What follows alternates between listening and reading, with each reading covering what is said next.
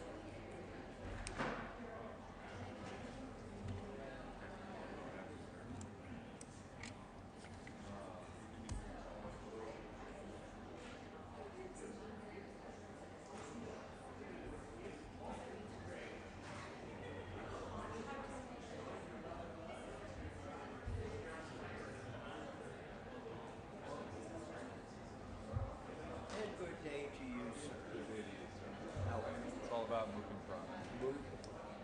Quality. You ask more than I can do, sir. You cannot be responsible for the content at this point. It is what it is. It is indeed.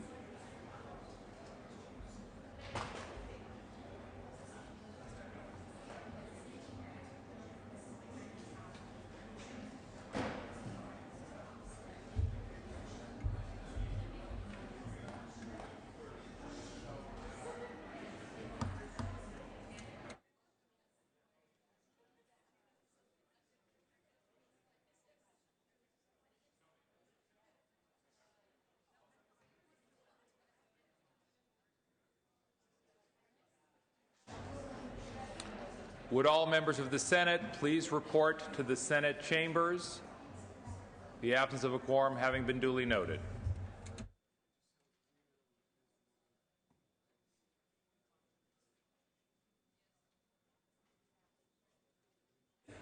A quorum having been established, would the members and our guests beyond the rail and in the gallery please rise? We will be led in prayer this morning by our chaplain, Rabbi Mona Alfi, after which please remain standing. We will be led in the Pledge of Allegiance by Senator Tony Strickland. Rabbi? Good morning. Good morning. The 20th century poet John Ciardi commented on society. He wrote that humanity cannot be measured by what it is, only by what it is trying to become. To be truly alive is to engage in an ongoing process of growth. Just as we as individuals need to continue to learn and develop, so do we as a society need to dream and strive to be more than what we are in the present. To be judged based solely on who we are is to see but part of a picture. We can only be fully understood by seeing how far we have come and how much further we are trying to go.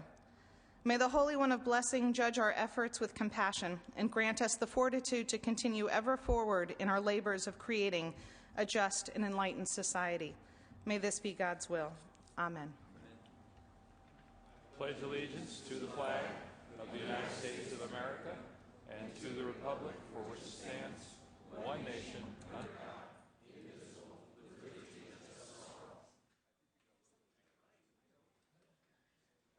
Privileges of the floor. They come up, they receive the resolution. Generally, that's done in either alphabetical order or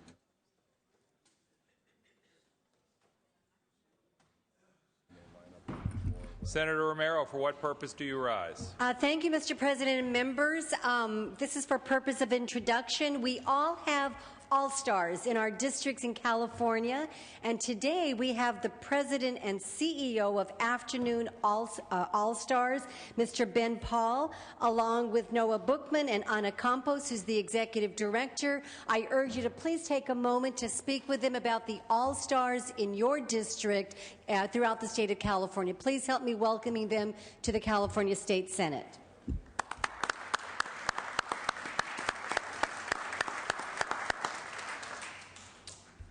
Thank you, Senator Romero. And Senator Romero, if I could ask you to come to the desk, we are going to ask you to preside for a moment while I have the opportunity to introduce some legislative all-stars of a different type.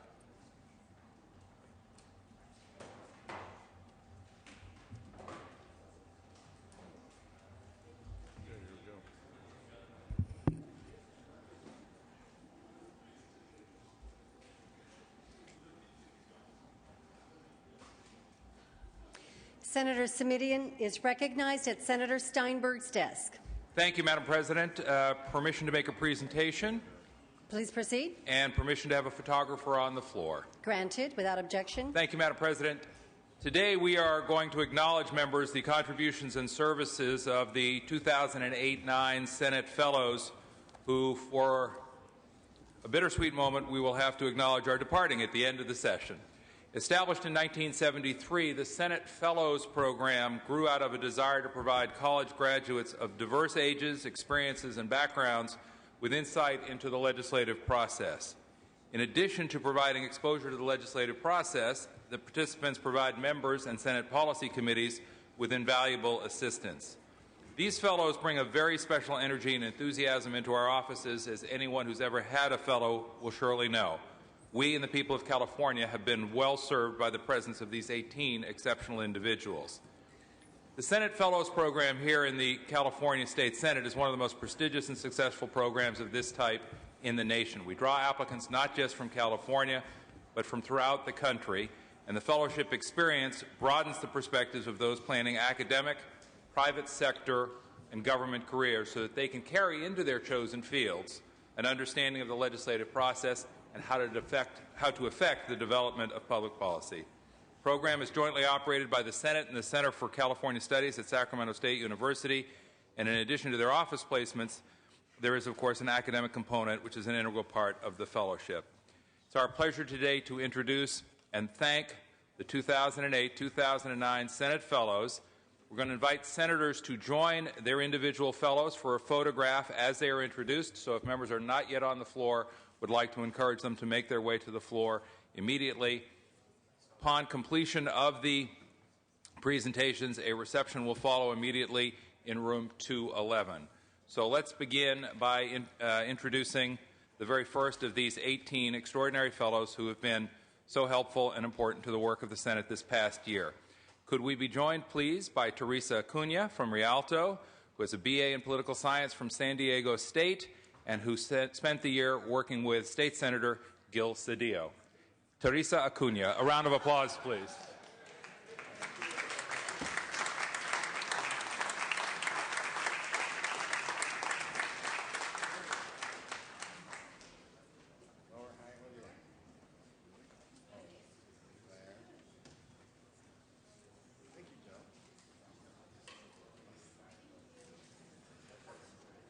Please join me in welcoming and thanking Senate Fellow Gary Bell from Auburn. Gary has a BA in psychology from UC Santa Cruz and spent this year in Senator Benoit's office. Join me in welcoming Mr. Gary Bell.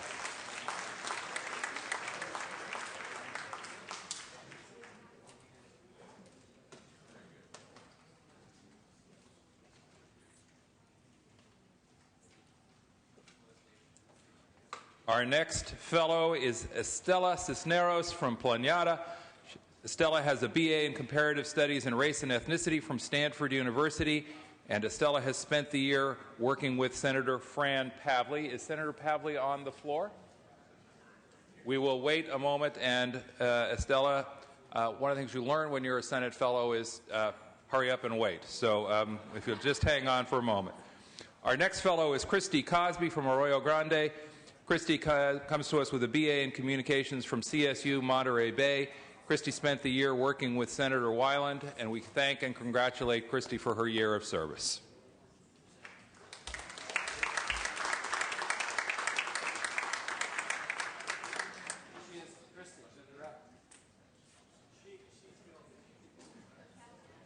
The other thing the fellows learn, and we hope, is not to be late for their senators, by the way.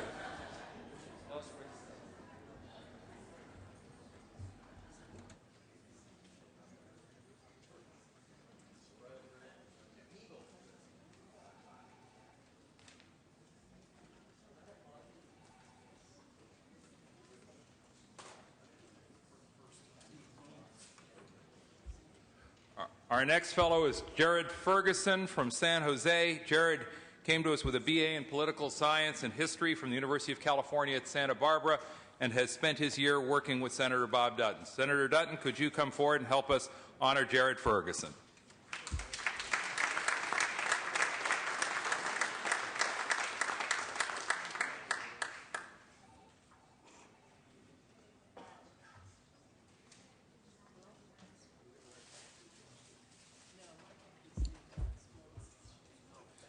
The next fellow we want to recognize is Nicolina Hernandez from Del Rey.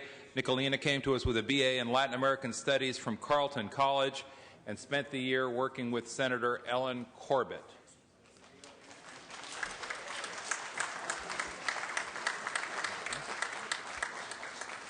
And Senator Cedillo is going to stand in for Senator Corbett. Thank you, Senator.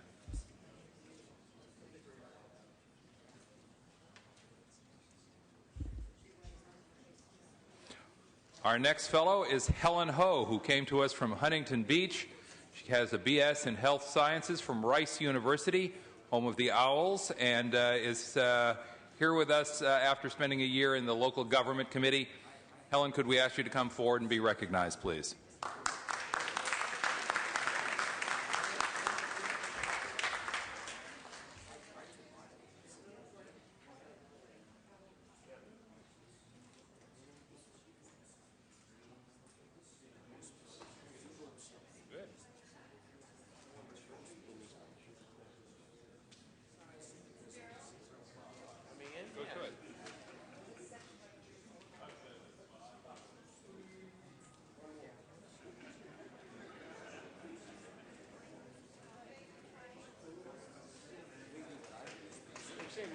You got it.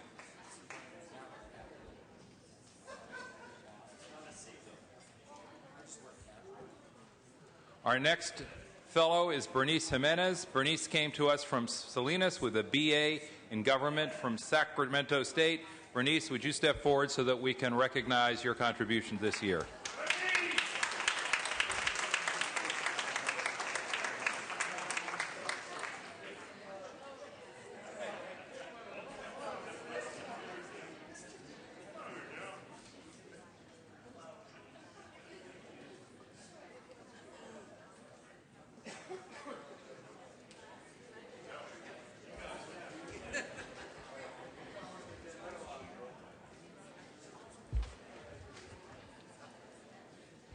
Our next honoree is Andrea Lane from Pleasant Hill, who had a BA in psychology from UCLA when she came to see us. She spent the year working with Senator Lieu, and we want to thank her for her service. A round of applause, please, members.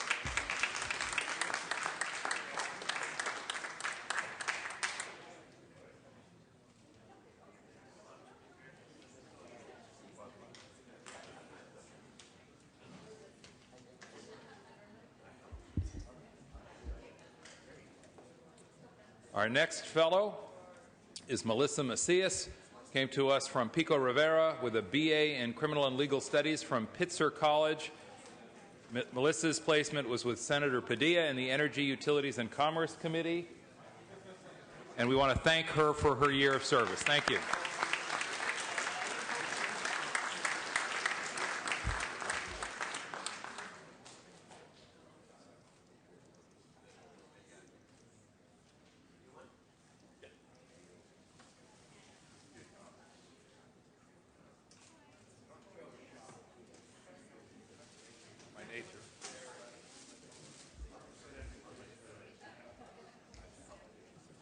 Our next fellow is Matthew Ortiz, who came to us from Parlier. Matthew joined us with a BA in Political Science from Fresno State and spent the year working in the offices of Senator Jenny Oropesa. Please join me in thanking Matthew for his year of service to the California State Senate and the people of California.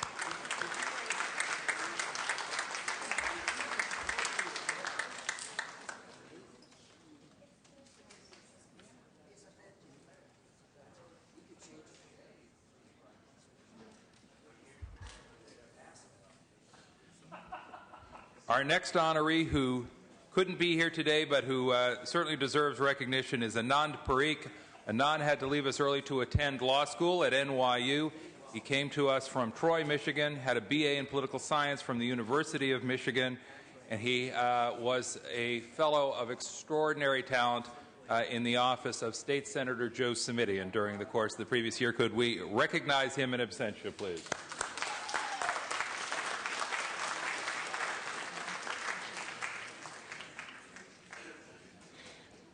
Our next honoree is Angelo Sandoval, who came to us from San Francisco, had a BA in political science from UCLA, and spent the year in the office of Senator Denise Ducheney. Please join me in thanking Angelo Sandoval.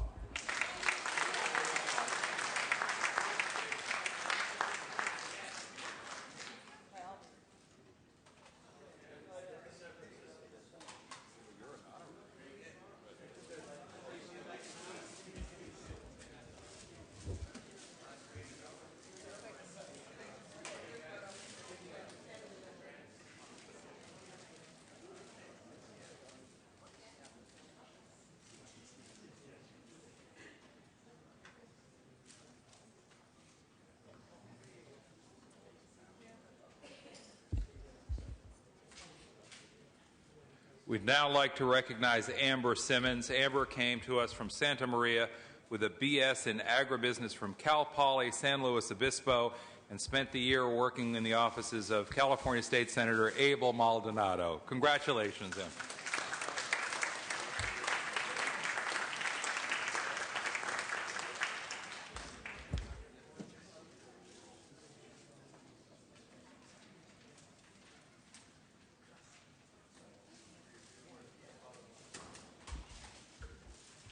We also want to recognize Megan Steinman from Wheatland, who came to us with a BA in political science from CSU Chico and spent the year working in the offices of Senator Harman.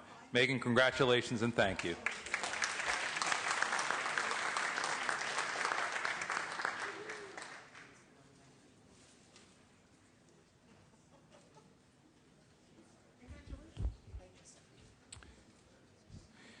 We also want to recognize Sue Vang from Sacramento, who came to us with a BA in Ethnic Studies and Psychology from UC Berkeley. Sue Vang, please step forward with Senator Lonnie Hancock so that we can thank you for your service this year.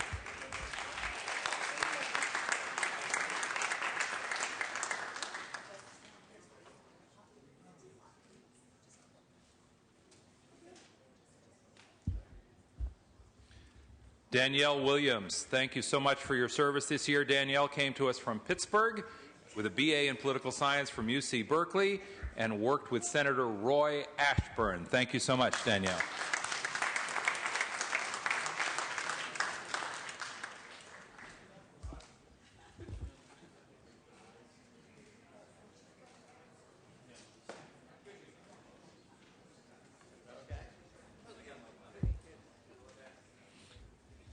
And finally, we want to recognize Yulia Zenilova, who came to us from Reseda with a BA in Political Science and Russian Studies from UCLA.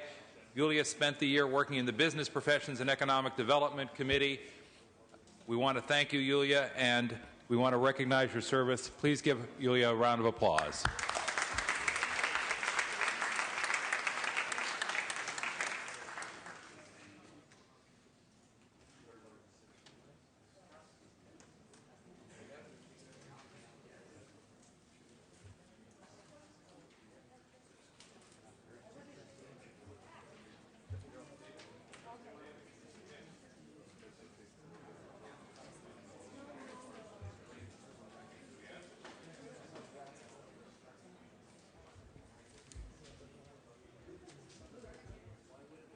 And Madam President, with your permission, we'd like to ask permission for our fellows to step onto the floor to the front for their final lesson as members of the California State Senate Fellows Program, how to do a photo op. All right? Without objection, and congratulations to all of the Senate Fellows. Members, let's give them again a big round of applause. Could we ask all of the fellows to step forward, please?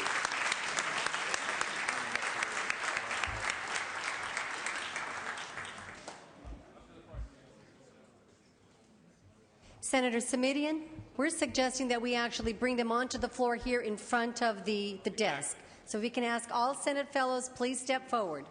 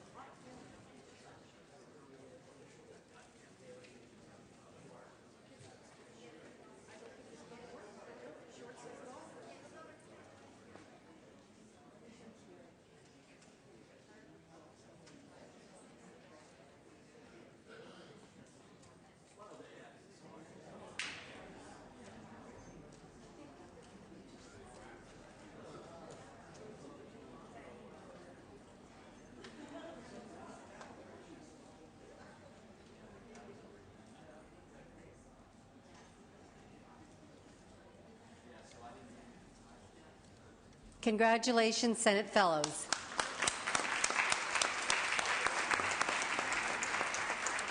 Senator Price, for what purpose do you seek recognition? I'd like to recognize some special guests with us this morning, Madam President. Please proceed. Thank you. Thank you, Mr. President and members. We're flying the distinctive green and white flag of Nigeria at the podium this morning in honor of a very distinguished delegation at the back of the chambers. They are officials from the National Assembly of Nigeria, including 2 senators and 3 members of the House of Representatives, who sit on their respective House committees on establishments and public service. They're visiting the Senate today as part of a study tour designed to gather information on institutional capacity building for the legislative democracy in Nigeria. Their committee is charged with developing a legislative training institute. Senator Price, forgive the interruption. Members, our guests have come all the way from Nigeria to be with us today. I want to make sure that we can hear Senator Price introduce them properly. Thank you. They're visiting the Senate today as part of a study tour designed to gather information on institutional capacity building for legislative democracy in Nigeria. Their committee is charged with developing a legislative training institute for the National Assembly. While at the Capitol, the participants will have meetings on the issues of ethics and accountability in California's government and on training for legislators and staff. With us today are Senator Ahmed Mohamed Inua, Senator Felix Koaloe Bajomo, the Honorable Dia Inkiwa, the Honorable Asita Honorable O, and the Honorable Ahmed Idris. Please join me now in extending a warm welcome to our visitors from Nigeria.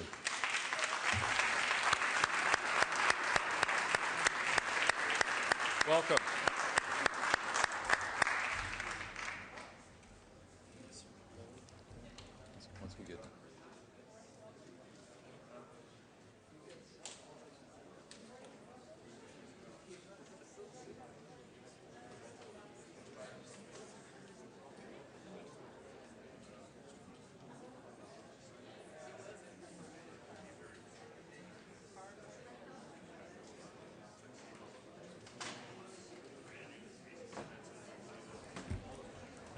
All right, members, thank you very much. After we have an opportunity to greet our guests from Nigeria and perhaps take another photo or two, we will be working we'll go to motions and resolutions, and then we will go to consideration of the daily file, where we will be once again working the Assembly third reading file. So in one moment, we will go to motions and resolutions. I think we're going to do that in real time, even as the photographer works to capture the spirit of bonhomie and goodwill that is breaking out at the rear of the chambers. Senator Negrete McLeod, for what purpose do you rise? Under motions and resolutions, I would like to remove AB 623, file item 285, from the special consent calendar for the purpose of taking up future amendments. AB 623, item 285. That is file item 285 to be removed from the special consent calendar. Is that correct, Senator? All right. So ordered. Other items under motions and resolutions, Senator Liu, for what purpose do you rise, Senator? I also would like to remove item 275, AB 429 Brownlee, from the special consent for purposes of amendments. File item 275 to be removed from the special consent calendar for purposes of amendment. Without objection, so ordered. Thank you, Senator. Do we have other items under motions and resolutions? All right, then. Members, we will move to consideration of the daily file and begin with Assembly third reading. Members, we're going to start at file item 98. Going to ask members to be ready at their desks so that we can move a little bit more briskly. Starting at file item 98. Members, is there a floor manager for file item 98? File item 99. File item 100. File item 101, 102. File item 103, Senator Corbett. Pass on file. File item 104, Senator DeSaulnier. Pass. File item 105, do we have a floor manager? Do we have a floor manager for Assemblymember Hill's AB number 499? If not, file item 106 by Ms. Brownlee. Do we have a floor manager? File item 107. Do we have a floor manager? File item 108 by Assemblymember Yamada. Do we have a floor manager? File item 109, Senator Ahlquist. Thank you. Secretary will read. Assembly Bill 43 by Assemblymember Blakesley, an act relating to the California Earthquake Authority. Thank you, Mr. President and members. AB 43 amends the California Earthquake Authority statute to remove a 25% cap on the number of civil service employees the CEA may hire and authorizes contracting for the services of a chief mitigation officer.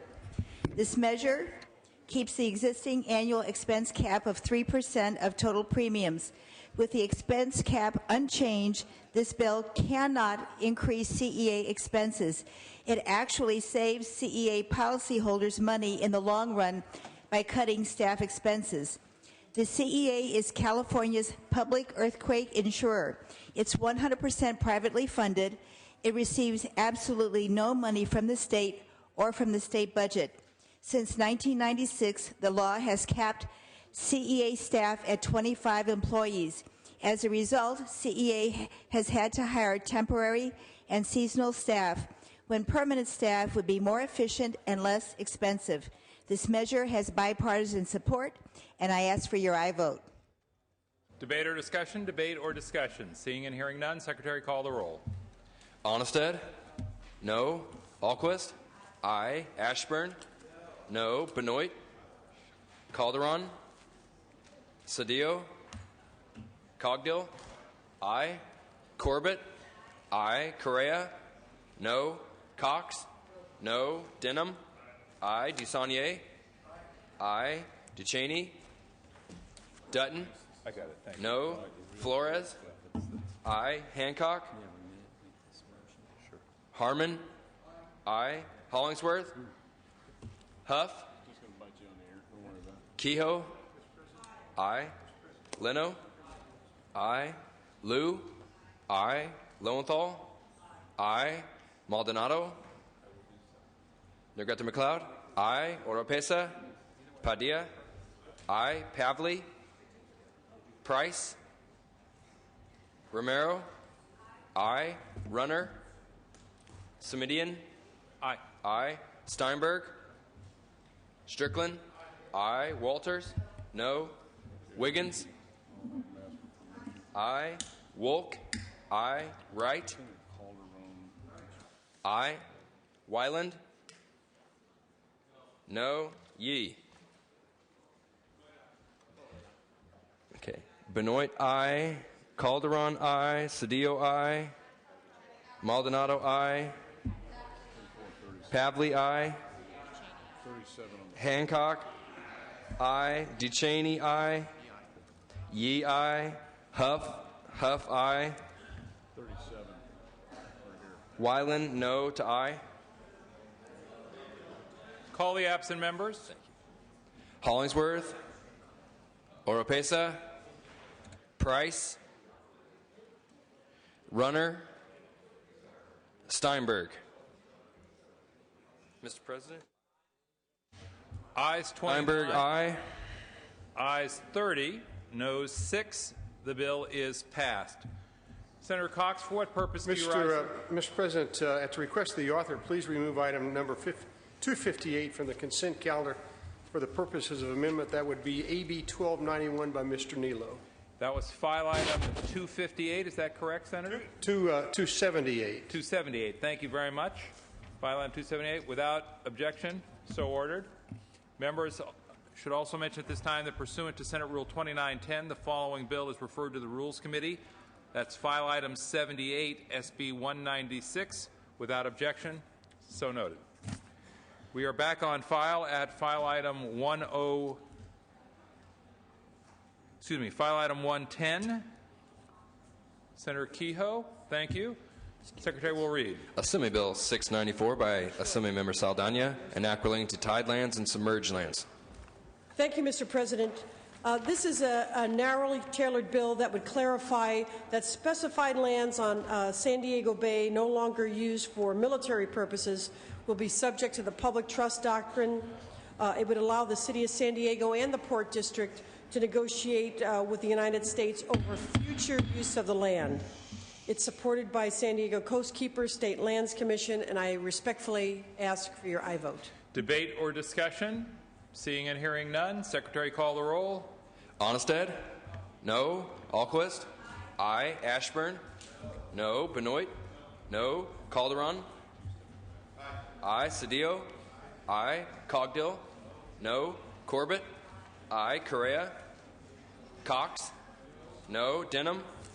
No. DeSaulnier? Aye. Ducheney? Dutton? Flores? Hancock? Aye. Harmon? No. Hollingsworth? No. Huff? No. Kehoe? Aye. Leno? Aye. Lou? Aye. Lowenthal? Aye. Maldonado? Negrete McLeod? Oropesa? Padilla? Pavley? Aye. Price? Romero? Aye. Runner? Semidian? Aye. Steinberg? Strickland? No. Walters? No. Wiggins? Aye. Wolk? Aye. Wright? Aye. Wyland? No. Yee? Yee, aye. Correa, aye. Dutton, no. Mr. President, ayes 18, noes 13. Ayes 18, noes 13. Senator Kehoe moves a call. File item 111, do we have a floor manager? File item 112, do we have a floor manager? File item 113, do we have a floor manager? File item 114, Senator Corbett. Pass. Thank you. File item 115. Senator Leno. Pass. Senator Calderon, for what purpose do you rise, sir? Permission to have a photographer on the floor? Without objection. Permission granted. File item 116. Senator Kehoe. Not at her desk. File item 117. Do we have a floor manager for Mr. Blumenfield's bill? File item 118. Senator Romero. Secretary will read.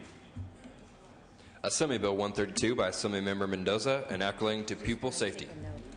Thank you, Mr. President and members. Members, federal policy provides that immigration enforcement is to avoid operations and apprehensions at places of worship or on school properties so as to provide for greater public safety and, in the cases of schools, to avoid disrupting the classroom. This bill provides guidance to schools by reinforcing federal law.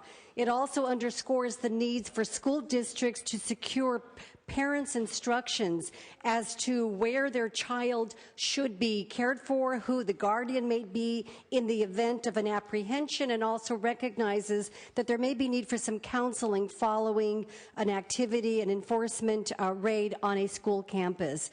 This bill does not interfere with federal law. It reinforces federal law.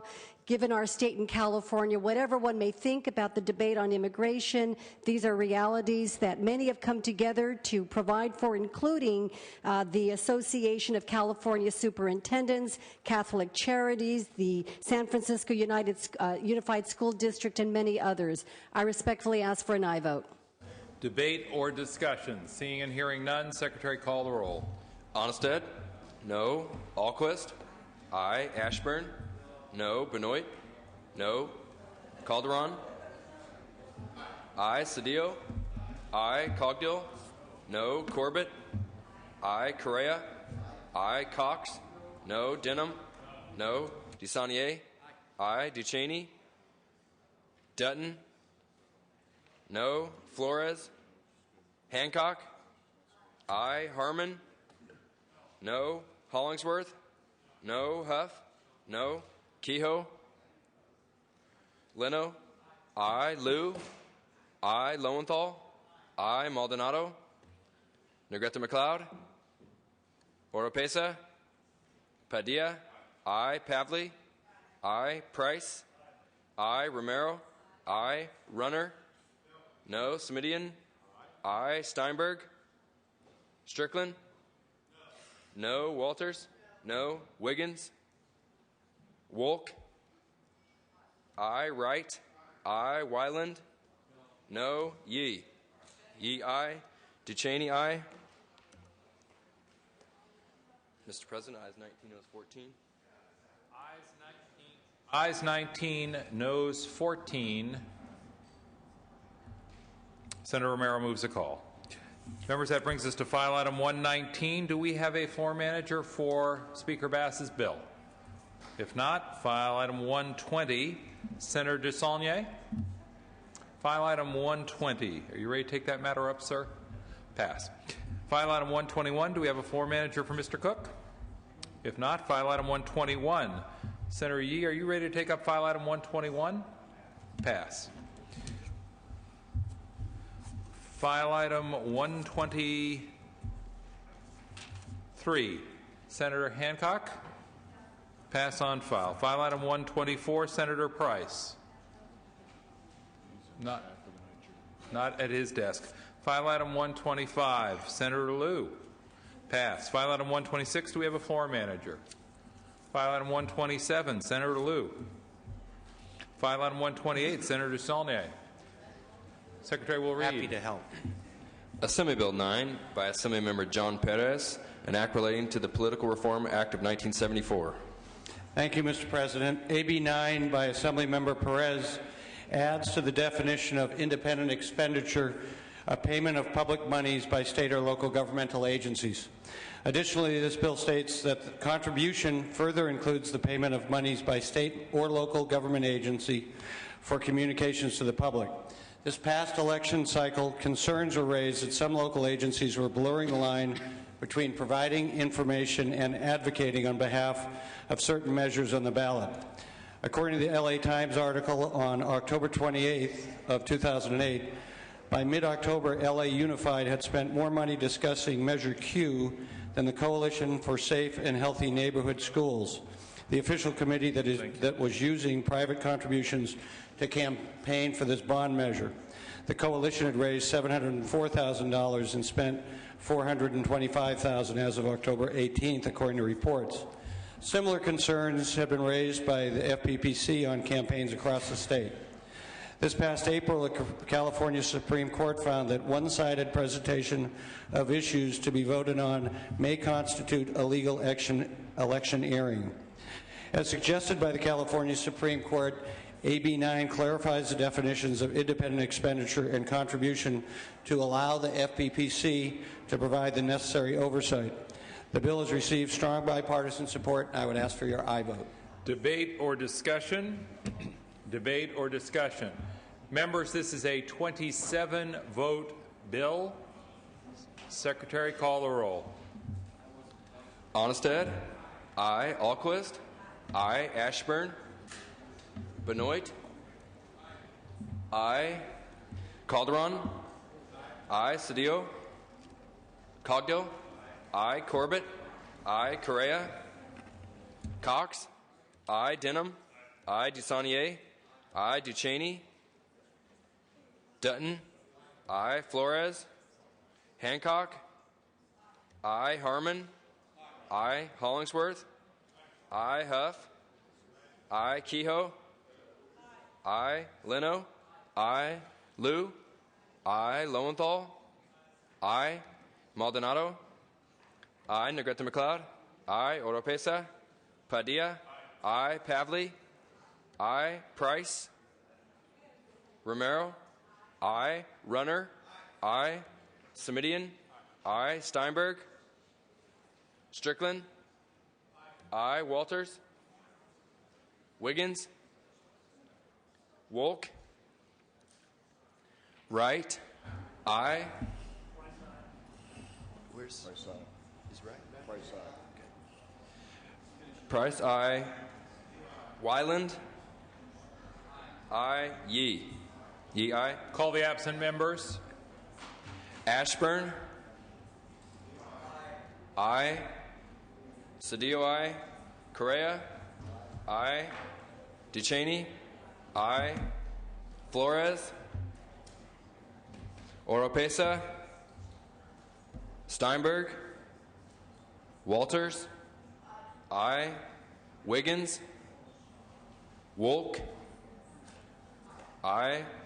Wright? Wiggins, aye. Ayes 36, noes 0. The bill is passed. File item 129, Senator Liu. Pass on file.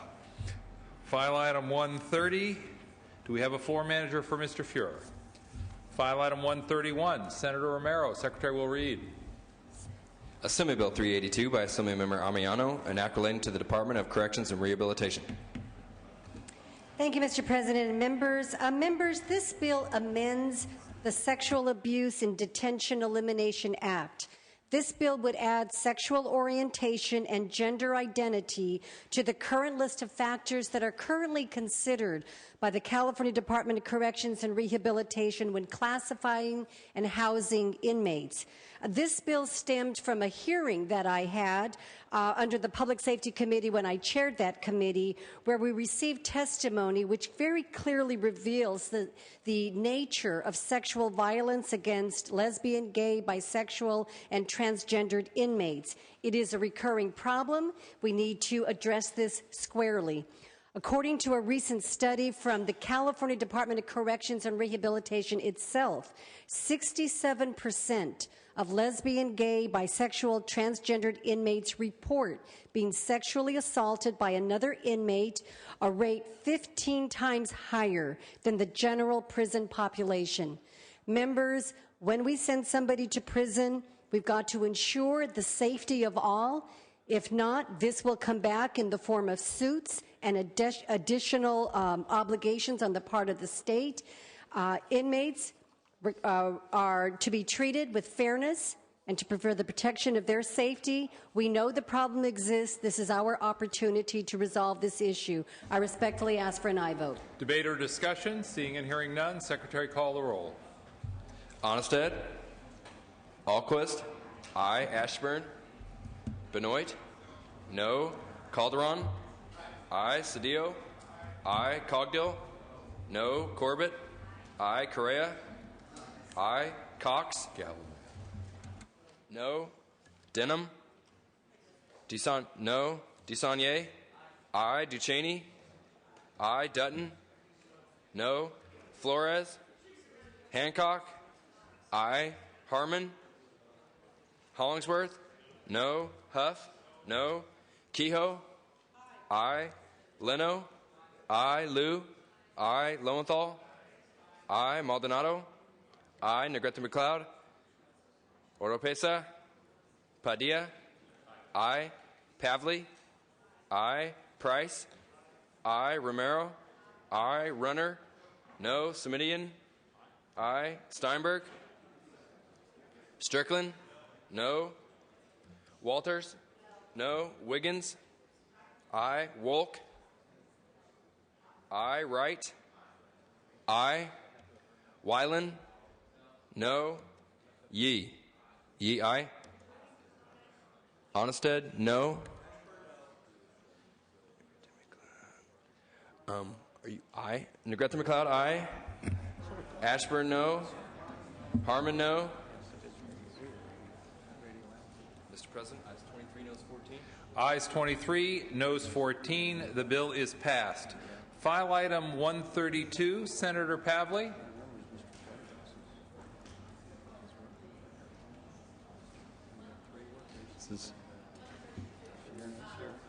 Senator Pavley says pass. Thank you. File item 133. Is there a floor manager for Mr. Jones? File item 134. Mr. Leno? Pass. File item 135. Senator Hancock? Pass on file. File item 136. Senator Yee? Pass. File item 137. Do we have a floor manager for Mr. De La Torre? File item 138, Mr. Correa, not at his desk. File item 139, Mr. Harmon, pass. Senator Yee, for what purpose do you rise, sir? Under motions and resolutions, I know you call up file item 136 at the request of the author. Please move AB 366, file item 136 to the inactive file. Would you repeat the file item, please? It's 136. File item 136 to the inactive file without objection. Senator Kehoe would like to take up file item 116. She was away from her desk when we called that item. Without objection, Secretary will read. Assembly Bill 338 by Assemblymember Ma, an act relating to transit facilities. Thank you very much, Mr. President, for taking this up now. This is AB 338. It allows a city or county to divert its property tax increment revenue to pay for public facilities within a transit village development. This additional funding mechanism will help local governments reach their transit goals and reduce carbon emissions, congestion, and help with job creation and transit-oriented development. It has strong support. I urge your aye vote.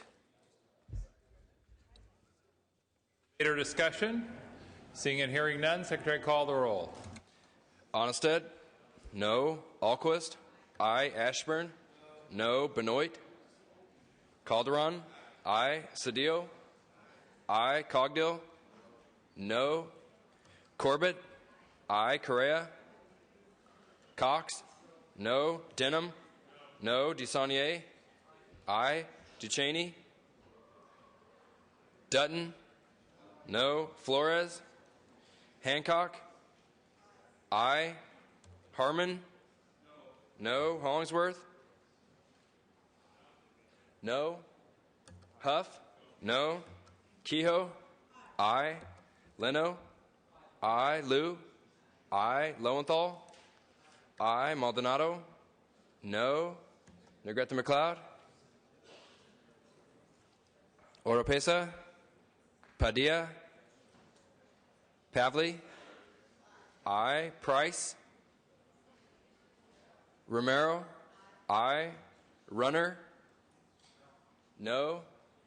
Smidian. I. Steinberg. Strickland. No. Walters. No. Wiggins. I. Wolk. I. Wright. Wyland. No. Yee. Yee, aye. Ducheney, aye. Wright, aye. Correa, no. Padilla, aye. Benoit, no. Mr. President, ayes 19, no 16. Ayes 19, noes 16. Senator Kehoe moves a call. Members, we are back on file order at file item 140. Senator Alquist, pass on file. Thank you, ma'am. File item 141, do we have a floor manager for Assemblymember Carter? File item, yes, we do. Senator Romero, thank you. Secretary will read. Assembly Bill 1007 by Assemblymember Carter, an act relating to governing boards. Thank you, Mr. President and members. Members, many of our school boards have a student board member participating, and we've had this for over 3 decades. At present, students must submit a petition asking to be included as part of the governing board. The problem is that there is right now no time frame by which the governing board gets back to the students with respect to their petition. This bill seeks to clarify that there must be a time frame, and there's a reasonable time frame of a 30 days response time. This bill does not say that the board must say yay or nay to the request, but simply to give a time frame by which the governing board must respond to the student petition. We talk about civic engagement by students. This is a great way to do it, and I would encourage us to vote aye to allow for students simply to have an answer when they request to participate with their governing board. I respectfully ask for an aye vote. Debate or discussion? Seeing and hearing none, Secretary, call the roll. Onnested? No. Alquist? Aye. Ashburn? No. Benoit? No. Calderon? Aye. Cedillo? Aye. Cogdill? Corbett? Aye. Correa? Cox? No. Denham? Aye. DeSaulnier? Aye. Ducheney? Aye. Dutton? No. Flores? Hancock? Aye. Harmon? No. Hollingsworth? No. Huff? Aye. Kehoe? Aye. Leno? Aye. Liu? Aye. Lowenthal? Aye. Maldonado? Aye. Negrete McLeod? Aye. Oropesa? Padilla? Aye. Pavley? Aye. Price? Aye. Romero? Aye. Runner? No. Smidian? Steinberg? Strickland? No. Walters? No. Wiggins? Wolk? Aye. Wright? Aye. Wyland? Aye. Yee. Yee, aye. Correa, aye. Smidian, aye. Smidian, aye. Mr. President? Wiggins, aye. Mr. President? Aye. Call the absent members. Okay. Cogdill? Flores? Oropesa? Steinberg? Ayes 26, noes 10. The bill is passed. File item 142, Senator Cedillo, not at his desk. File item 143, Senator Calderon? Yes. Secretary will read. Assembly Bill 1322 by Assemblymember Huffman, an act relating to the Political Reform Act of 1974. Thank you, Mr. President and members, and Mr. Huffman. On Assemblymember Huffman's behalf, I am pleased to present Assembly Bill 1322. We all know in today's election cycles that California voters really rely heavily, if not exclusively, on paid campaign advertisements for ballot information. But ads that are paid are crafted to influence voter opinion, and they're often misleading and deceptive. Independent expenditures, which are not subject to contribution limits, can raise and spend as much money as they want. According to the June 2008 FPPC report on independent expenditures, there's a growing trend toward concealing the identity of contributors and IE committees from the public. For the average voter, it involves far too much detective work to figure out who is really behind a particular IE committee or effort. It is particularly troublesome when independent expenditures promote a candidate by ascribing to that candidate's views actually at variance with his or her beliefs, or create the false impression that negative ads were approved by a particular candidate. AB 1322 expands upon existing disclosure requirements to better inform voters through the disclosure statement on campaign communications about who is funding the campaign advertisement. Existing law requires all IE-funded ads supporting or opposing a candidate to include a statement that it was not authorized by a candidate or a candidate-controlled committee. AB 1322 simply builds onto that law by requiring a committee making an IE to explicitly state the ad was not approved or authorized by the specific candidate, provide the committee name that funded the ad, and a website for more information about the donors that contributed to that committee. This bill is also a companion measure to AB 7 by Assemblymember Krikorian, which applies the same disclosure requirement for a website to IEs made for or against ballot measures. AB 1322 also gives discretion to the Secretary of State to include information in the voter information guide when pages are available about campaign finance and IEs. This bill is supported by the League of Women Voters and the FPPC. It was passed off the Assembly floor with bipartisan support on consent, and it is non-fiscal. There is no opposition, and on behalf of Mr. Huffman, I respectfully ask for your aye vote. Debate or discussion? Senator Renner. Thank you, Mr. President. First, I think this has been amended since it left the floor over in the Assembly, so I'm not sure that that particular issue is relevant. The other issue is that I think obviously many of my colleagues certainly, we all support the idea of disclosure. The problem that this bill has is that this disclosure at that point requires a website. There are many small groups who want to get involved in an election through their free speech who now will not be able to because of the requirement to have to deal with not the disclosure aspect, but the whole idea of having to build website and pay for that, and so it basically chills that free speech. Now, if there was some kind of a limit, if there was some kind of a minimum investment, if there was something like that that would attach some kind of reality to that, that might be something to consider. But this basically has the potential of chilling individual free speech out there by creating an expectation for disclosure that may not meet the kind of investment that those who want to just send out some material would want to do. We certainly, there's lots of issues of disclosure we could support, but that we believe would chill the free speech. I'd ask for a no vote.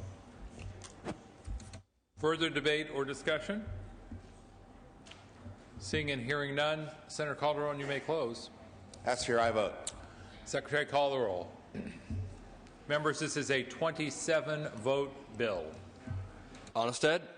No. Alquist? Aye. Ashburn? No. Benoit? No. Calderon? Aye. Cedillo? Aye. Cogdill? No. Corbett? Aye. Correa? Aye. Cox? No. Denham? Tisanier? Aye. Ducheney? Aye. Dutton? No. Flores? Hancock? Aye. Harmon? No. Hollingsworth? No. Huff? No. Kehoe? Aye. Leno? Aye. Liu? Aye. Lowenthal? Aye. Maldonado? Negrete McLeod? Aye. Oropesa? Padilla? Aye. Pavley? Aye. Price? Aye. Romero? Aye. Runner? No. Semidian? Aye. Steinberg? Strickland? No. Walters? No. Wiggins? Aye. Wolk? Aye. Wright? Wyland? No. Yee. Mr. President, ayes 20, noes 13. Ayes 20, noes 13. Senator Calderon moves the call. File item 144. Senator Price, do you wish to take this item up? Pass. File item 145. Do we have a floor manager for Assemblymember Blakesley? File item 146. Senator Flores not at his desk. File item 147. Do we have a floor manager for Assemblymember Liu? File item 148. Do we have a floor manager? File item 149. Senator Wright not at his desk. File item 150. Senator Lowenthal. Secretary will read. Assembly Bill 286 by Assemblymember Salas, enacting the vehicles and making an appropriation therefore.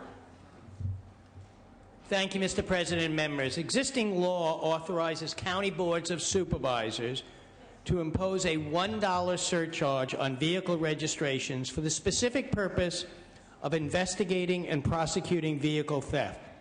Currently, 48 counties impose this fee. Assembly Bill 286 extends until January 1st, 2018, the sunset date. You know, give you an example, since 1993, the County of Los Angeles has imposed this $1 fee to create the vehicle theft program called Task Force for Regional Auto Theft Prevention. Since 1993, TRAP, which is the Task Force for Regional Auto Theft Prevention, has made nearly 7,500 arrests, prosecuted over 4,300 cases of automobile theft, served over 3,000 warrants, recovered over 19,000 vehicles worth nearly $340 million and inspected over 3,200 businesses. TRAP has made a significant impact in combating the problem of auto theft. AB 286 is supported by over 50 law enforcement organizations from around the state. I respectfully ask for your aye vote. Debate or discussion? Debate or discussion? Seeing and hearing none, Secretary call the roll. Onnested? No. Alquist? Aye. Ashburn? No. Benoit? Aye. Calderon? Aye. Cedillo? Aye. Cogdill? Corbett? Aye. Correa? No. Cox? Aye. Denham? No. DeSaulnier? Aye. Duchesne? Aye. Dutton? No. Flores? Hancock? Aye. Harmon? Aye. Hollingsworth? No. Huff? No. Kehoe? Aye. Leno? Aye. Liu? Aye. Lowenthal? Aye. Maldonado? No. Negrete McLeod? No. Oropesa? Padilla? Aye. Pavley? Aye. Price? Aye. Romero? Aye. Runner? No. Semidian? Aye. Steinberg? Strickland? No. Walters? No. Wiggins? Aye. Wolk? Aye. Wright? Aye. Wyland? No. Yee? Yee, aye. Mr. President, ayes 23, noes 13. Ayes 23, noes 13. The bill is passed. File item 151. Senator Lowenthal, pass. File item 152, Senator Pavley, pass. File item 153, Senator Oropesa not at her desk. File item 154, do we have a floor manager for Mr. Fuentes? File item 155, do we have a floor manager for Mr. Chosebro? File item 156, do we have a floor manager? File item 157, do we have a floor manager for Mr. Tarico? File item 158, do we have a floor manager for Mr. De La Torre? File item 159 is a pass. File item 160. Do we have a floor manager for Mr. Huffman? Senator Cogdill on this item? Next one. Thank you. File item 161. Senator Cogdill. Secretary will read. Assembly Bill 1423 by Assemblymember Tom Berryhill, an act relating to fish and wildlife. Thank you, Mr. President and members. AB 1423 updates existing law to provide several revenue enhancements for the Department of Fish and Game. Senator Cogdill, excuse the interruption. Let me check with the desk. I believe we have amendments pending on this. We do have amendments pending, sir. Oh, all right. Thank you. Thank you. Amendments also pending on file item 162. File item 163. Senator Ashburn? Not at his desk. File item 164, Senator Leno. An act relating to public health and declaring the urgency thereof. This is Mr. Portantino's bill, AB 221.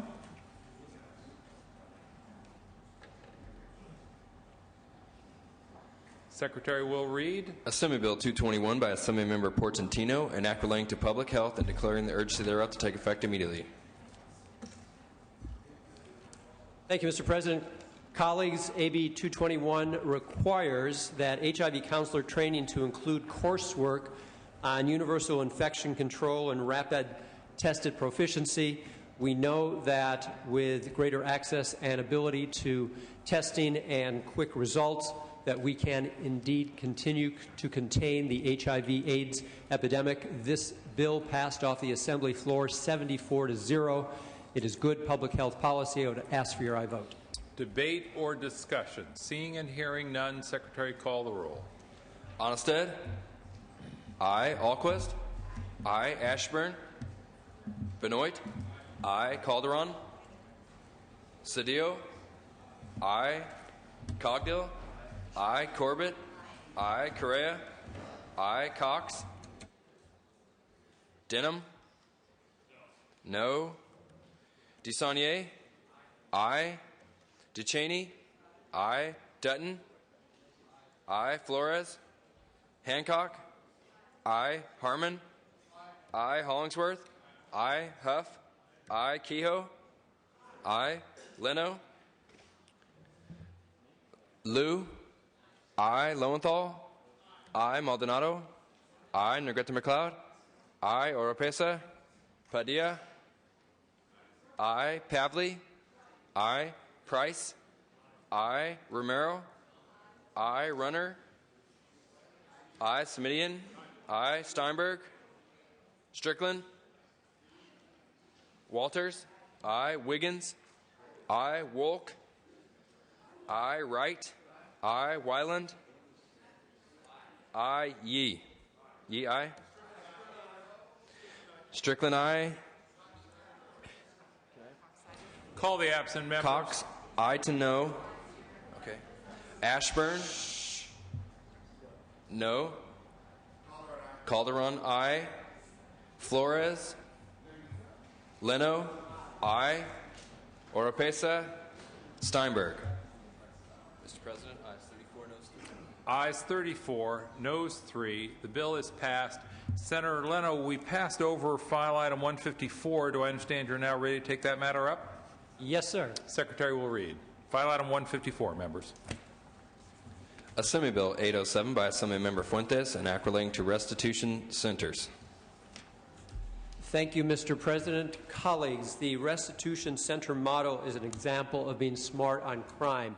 It allows for certain inmates who are on their way out, nonviolent, non-sex offenders, to serve the rest of their sentence in a Department of Corrections and Rehabilitation restitution center instead of prison. And so these inmates are required to work during the day, of course, incarcerated at night.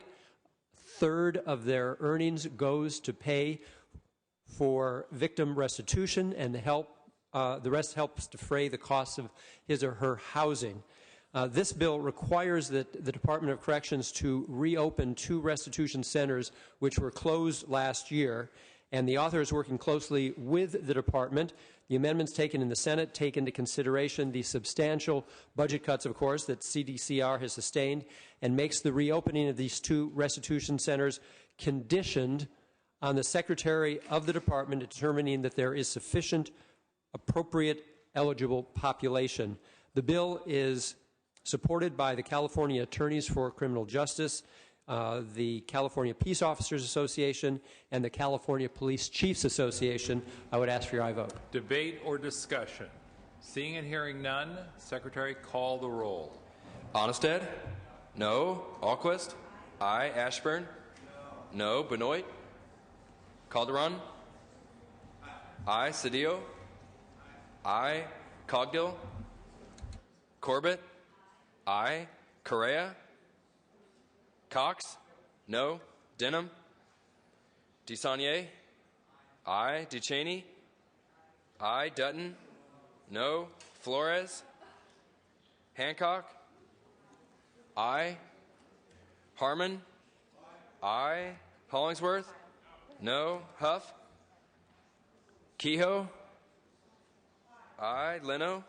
Aye. Liu? Aye. Lowenthal? Aye. Maldonado?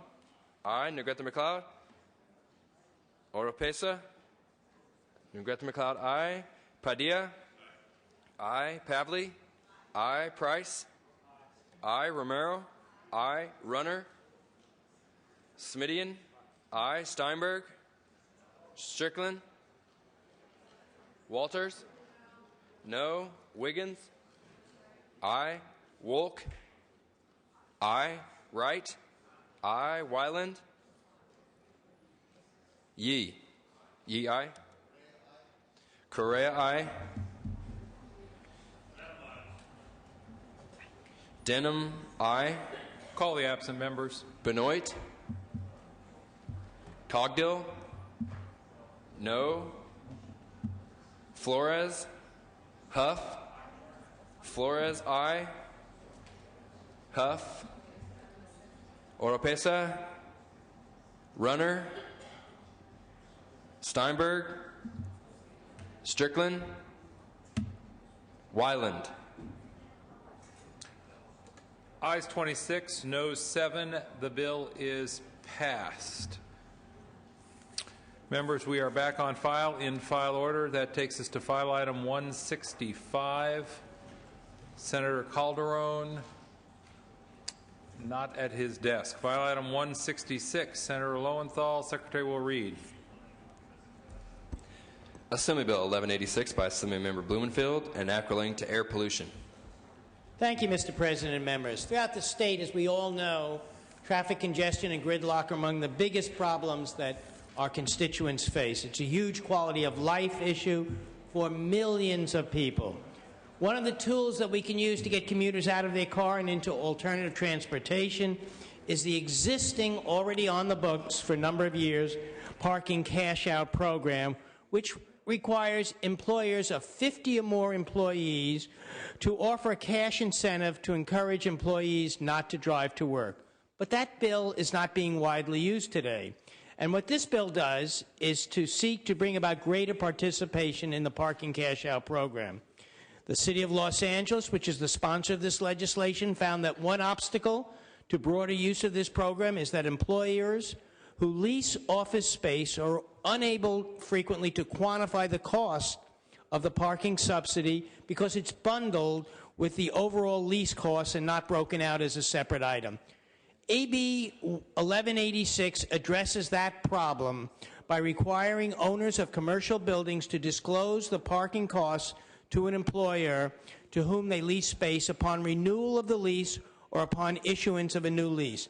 The disclosure is only required for employers who would otherwise be subject to the parking cash-out law. The author has taken amendments to address concerns raised by building owners. There is no formal opposition any longer to this bill, and I ask for an aye vote. Debate or discussion? Seeing and hearing none, Secretary, call the roll. Onnested? No. Alquist? Aye. Ashburn? No. Benoit? No. Calderon? Aye. Cedillo? Cogdill? No. Corbett? Aye. Correa? No. Cox? No. Denham? No. DeSaulnier? Aye. Duchesne? I. Dutton. No. Flores. I. Hancock. I. Harmon. No. Hollingsworth. No. Huff. No. Kehoe. I. Leno. I. Liu. I. Lowenthal. I. Maldonado. I. Negrete McLeod. Oropesa. Padilla. I. Pavley. I. Price. I. Romero. I. Runner. No. Smidian. Aye. I. Steinberg. Strickland. No. Walters. No. Wiggins. I. Wolk. I. Wright. No. Weiland. No. Yee. Mr. President, ayes 19-016. Call the absent members. Cedillo. Negrete McLeod. Oropesa. Steinberg. Yee. Yee, aye. Ayes 20-016. Call the absent members. Cedillo. Negrete McLeod. Oropesa. Steinberg.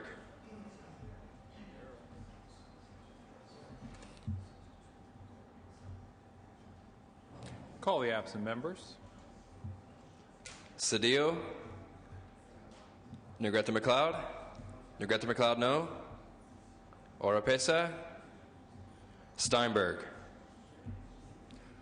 Ayes 20, no 17. Senator Lowenthal moves a call. File item 167, Senator Onestadt, not at his desk. File item 168, Senator Huff. Not yet. File item 16 pass. File item 169, is there a floor manager for Mr. Portantino? File item 170, is there a floor manager for Assemblymember Liu? File item 171, is there a floor manager for Assemblymember Liu? File item 172, Senator Hancock, are you ready to take this matter up? Secretary will read. Assembly Bill 1121 by Assemblymember Davis and Act relating to elections. Mr. President, AB 1121 would authorize the Secretary of State to approve up to 12 cities or counties to use a ranked voting system. Jurisdictions that opt to participate, this is local choice, would be required to obtain approval of the voters and either have or acquire a voting system capable of conducting an election using ranked voting. The pilot program would sunset in 2019, but would allow the cities that were conducting the pilot to conduct their elections in that manner till 2024. Now, charter cities already have the ability to choose a ranked voting system, instant runoff, as it's called, and many are choosing it and finding that it saves the time and the expense of the additional runoff election and also allows for greater participation, since runoff elections typically have a very, very low turnout.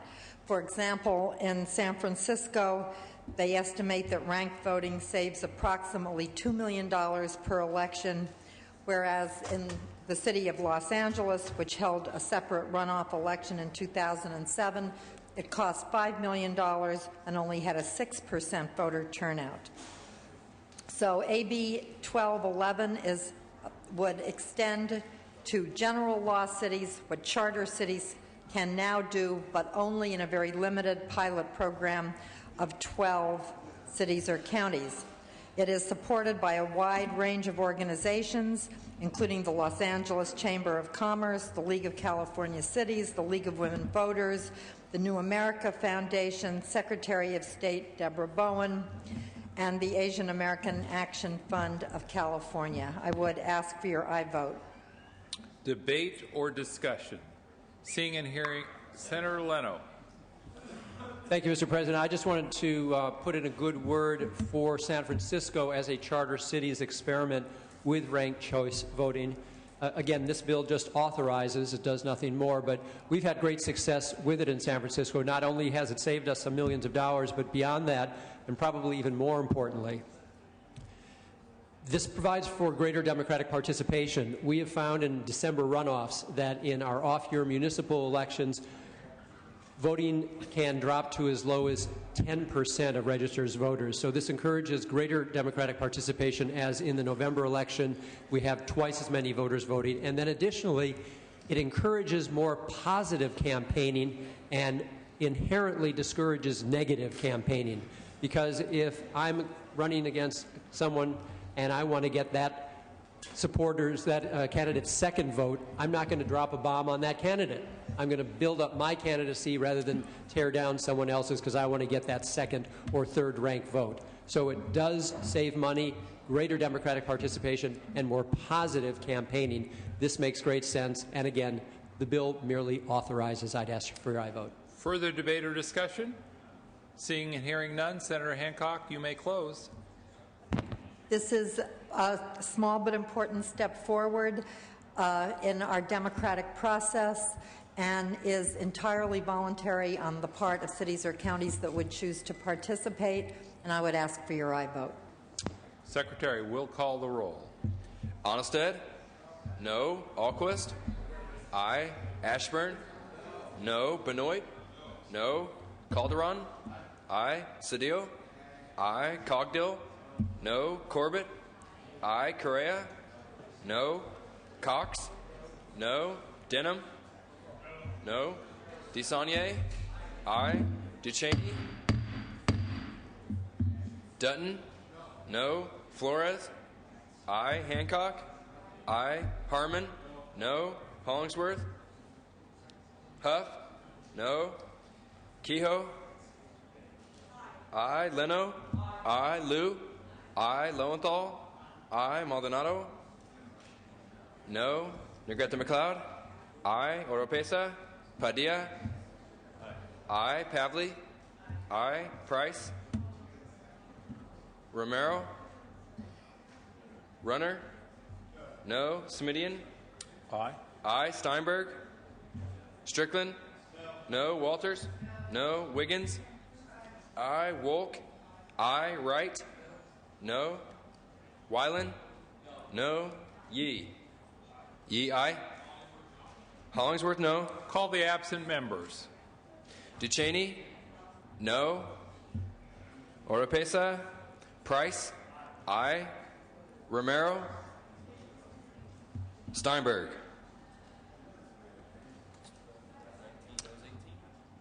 Ayes 19, noes 18. Senator Hancock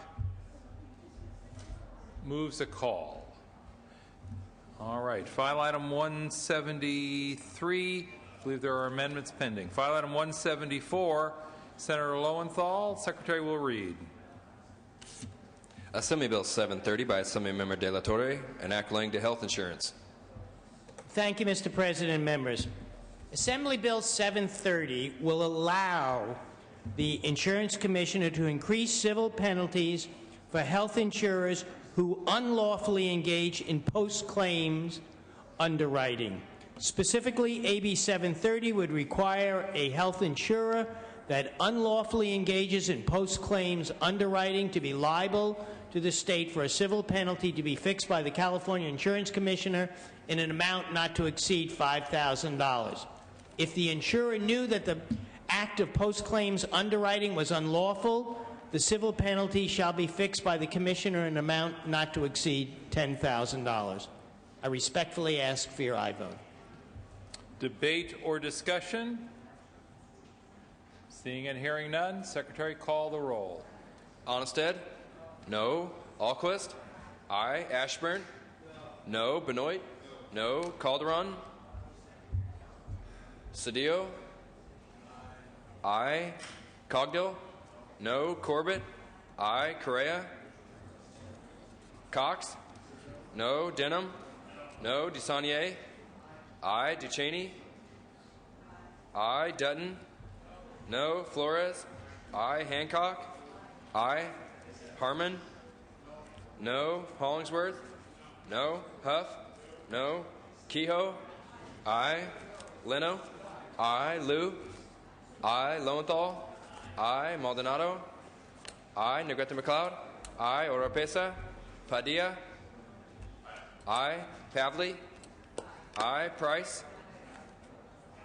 I. Romero. Runner. No. Smidian. Aye. I. Steinberg. Strickland. No. Walters. No. Wiggins. I. Wolk. I. Wright. Wright. No. Wyland. Yee. Yee. I. Correa. No.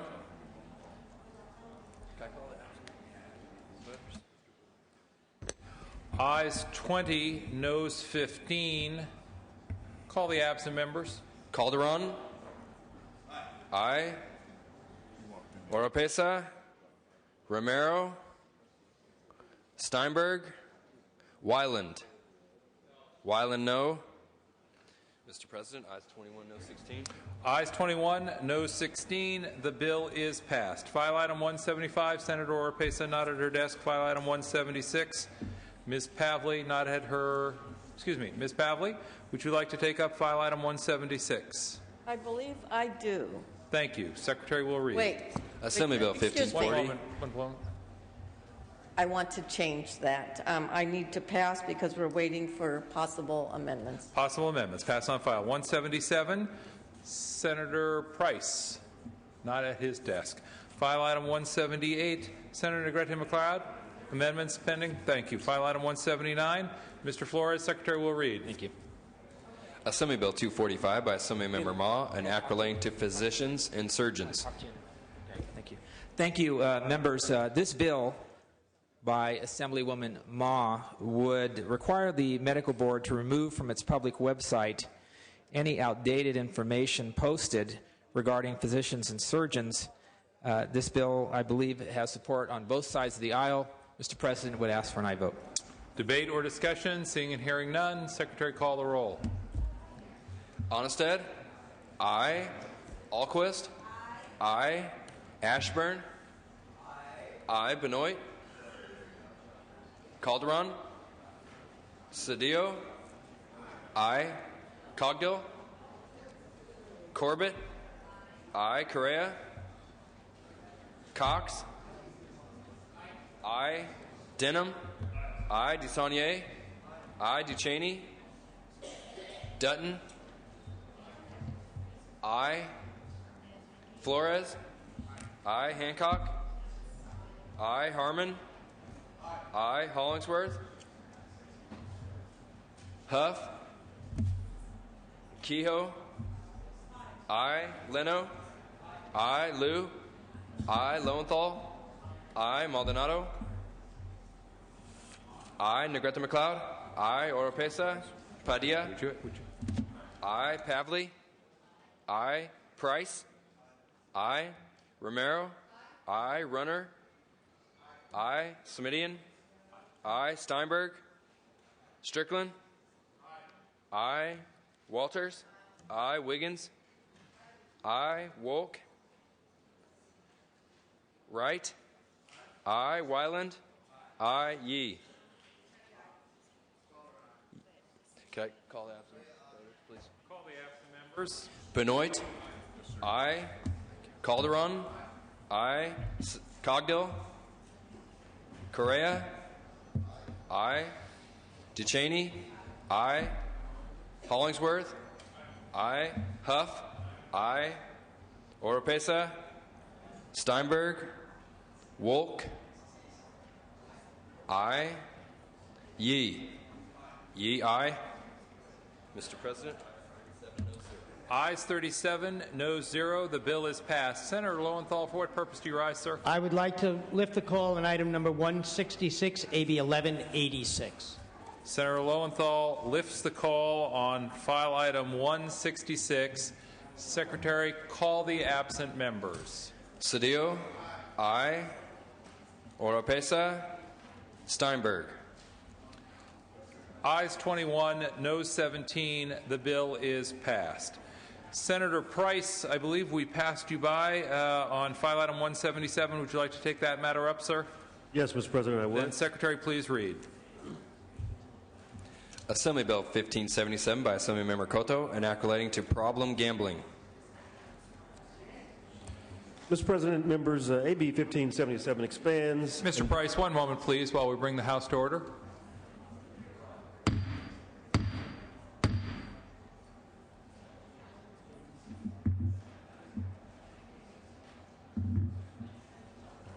If we could ask for quiet at the rear of the chambers, and if the Sergeant-at-Arms could assist us, please. Thank you. Senator Price, please proceed. Thank you, Mr. President. AB 1577 expands and brings consistency to the state's efforts to have a positive impact on problem gambling.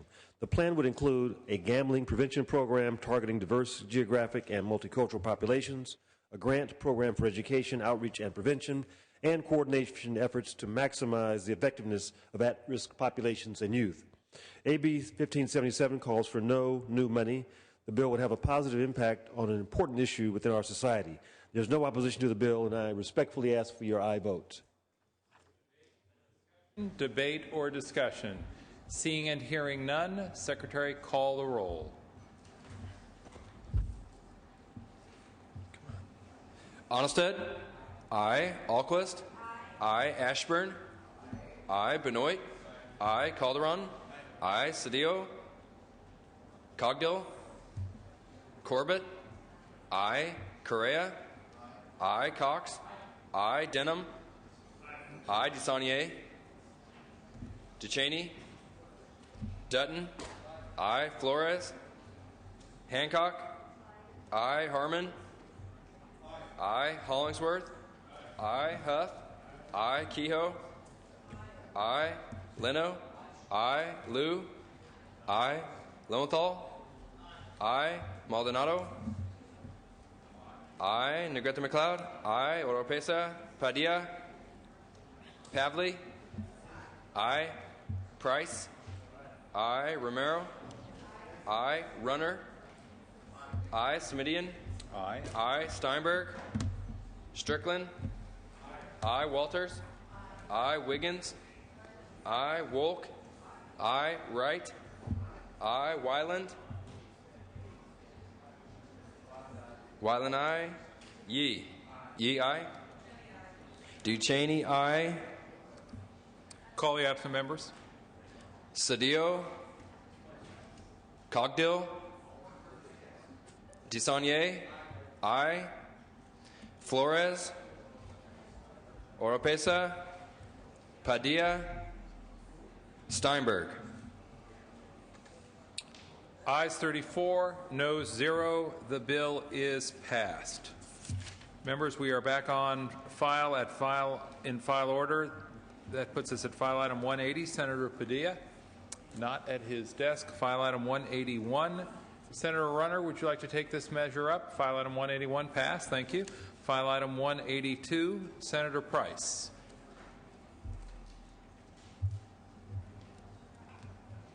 Secretary will read. Assembly Bill 236 by Assemblymember Swanson, an act relating to car washes. Mr. President, thank you. AB 236 will extend the car wash worker law by changing its scheduled sunset date from January 1st, 2010 to January 1st, 2014. This bill, as amended, also specifies that new motor vehicle dealers and auto repair businesses who are not intended targets of the original legislation are exempt employers and therefore not subject to the provisions of this enforcement program. This enforcement program has had success in the past 7 years. However, car wash workers continue to face significant challenges. A report issued this year by the Department of Industrial Relations states that there are still car washes in the state that have not fully complied with provisions of the car wash worker law. Clearly, there's an ongoing need to protect workers in the car wash industry and level the playing field for law-abiding employers. AB 236 has no general fund cost, no opposition on file, and I respectfully ask for your aye vote. Debate or discussion, members? Seeing and hearing none, Secretary, call the roll. Onnested? Alquist? Aye. Ashburn? No. Benoit? No. Calderon? Cedillo? Cogdill? Corbett? Aye. Correa? Cox? No. Denham? No. DeSaulnier? Aye. Duchesne? Aye. Dutton? No. Flores? Hancock? Aye. Harmon? No. Hollingsworth? No. Huff? No. Kehoe? Aye. Leno? Aye. Liu? Aye. Lowenthal? Maldonado? No. Negrete McLeod? Aye. Oropesa? Padilla? Pavley? Aye. Price? Aye. Romero? Runner? No. Semidian? Aye. Aye. Steinberg? Strickland? No. Walters? No. Wiggins? Aye. Wolk? Aye. Wright? Aye. Weiland? No. Yee?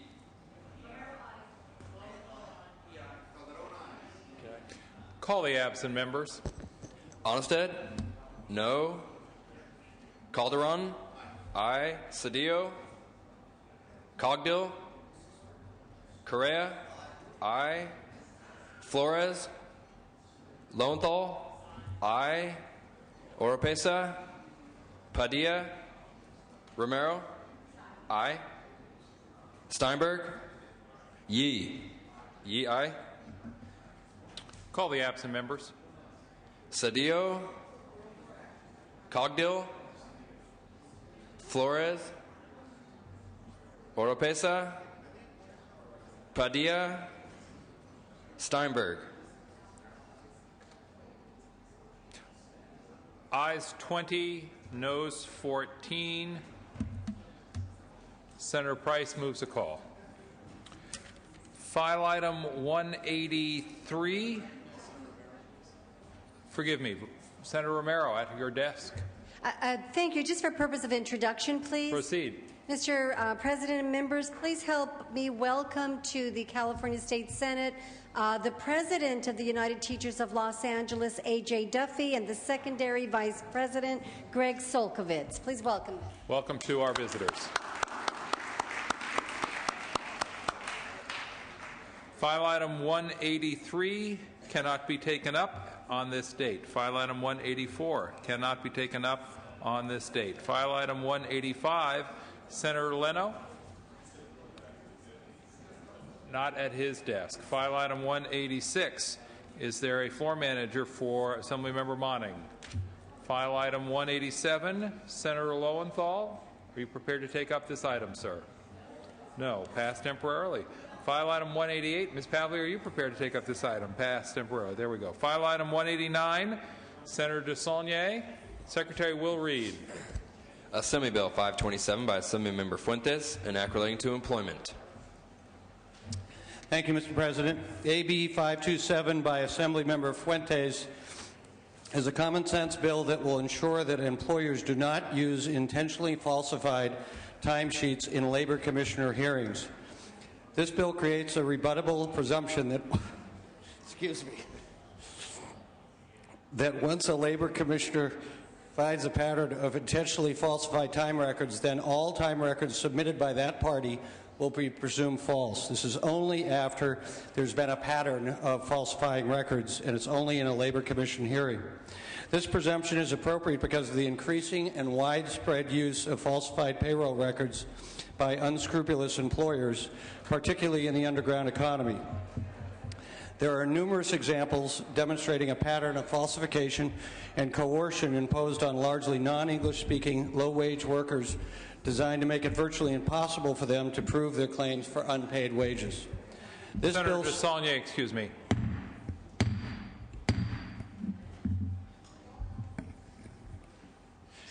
They're a very difficult crowd, Mr. President. I understand the problem. Indeed. This bill simply requires the Labor Commissioner to address the issue of intentional falsification of pay records as a whole rather than in a time-consuming and unnecessary piecemeal pay record by pay record approach. Again, this is a common-sense bill that simply shifts the burden to the appropriate party, the party who has been found by the Labor Commissioner to have lied and cheated previously. It is only fair to treat subsequent evidence by that party with suspicion. I would respectfully ask for your aye vote. Debate or discussion? Seeing and hearing none, Secretary, call the roll. Onnested? No. Alquist? Aye. Ashburn? No. Benoit? No. Calderon? Aye. Cedillo? Cogdill? Corbett? Aye. Correa? No. Cox? No. Denham? No. Dusanier? Aye. Ducheney? Aye. Dutton? No. Flores? Hancock? Aye. Harmon? Hollingsworth? No. Huff? No. Kehoe? Aye. Leno? Aye. Liu? Aye. Lowenthal? Aye. Maldonado? No. Negrete McLeod? Aye. Oropesa? Padilla? Pavley? Aye. Price? Aye. Romero? Aye. Runner? No. Smidian? Aye. Steinberg? Strickland? No. Walters? No. Wiggins? Aye. Wolk? Aye. Wright? Weiland? No. Yee? Yee, aye. Calderon? Aye to no. Call the absent members. Cedillo? Cogdill? Flores? Harmon? Oropesa? Padilla? Steinberg? Wright? Wright, aye. Mr. President, ayes 18, noes 15. Ayes 18, noes 15. Senator Saulnier moves a call. File item 190, Senator Benoit. Pass. File item 191, Senator Flores, not at his desk. File item 192, do we have a floor manager for Mr. De La Torre? File item 193, Senator Hancock. Amendments pending. File item 194, Senator Negrete McLeod. Amendments pending. File item 195 is a pass. File item 196. Do we have a floor manager for Mr. Fuhrer? File item 197, Senator Negrete McLeod. Pass. File item 198, Senator Kehoe. Amendments pending. Pass. File item 199. Do we have a floor manager for Mr. Amiano? File item 200. Do we have a floor manager for Mr. Solorio? File item 201. Do we have a floor manager for Mr. Fuentes? File item 202. Do we have a floor manager for Mr. Fuentes? File item 203. Do we have a... Yes, Mr. Benoit. Secretary will read. Assembly Bill 423 by Assemblymember Torres, an act relating to emergency telephone systems. Thank you, Mr. President and members. Our 911 system is an important part of our emergency response system and has provided assistance to Californians since 1972. However, there is a need, and it's been identified, to expand the 911 Advisory Board. This bill simply includes on that board a representative post, the Peace Officers Standards of Training Commission, and a representative of the State Fire Marshal to advise the board. The bill passed unanimously out of both the Senate Energy Committee and the Senate Appropriations Committee. There is no known opposition. I urge your aye vote. Debate or discussion? Seeing and hearing none, Secretary, call the roll. Onnested? Aye. Alquist? Aye. Ashburn? Aye. Benoit? Aye. Calderon? Aye. Cedillo?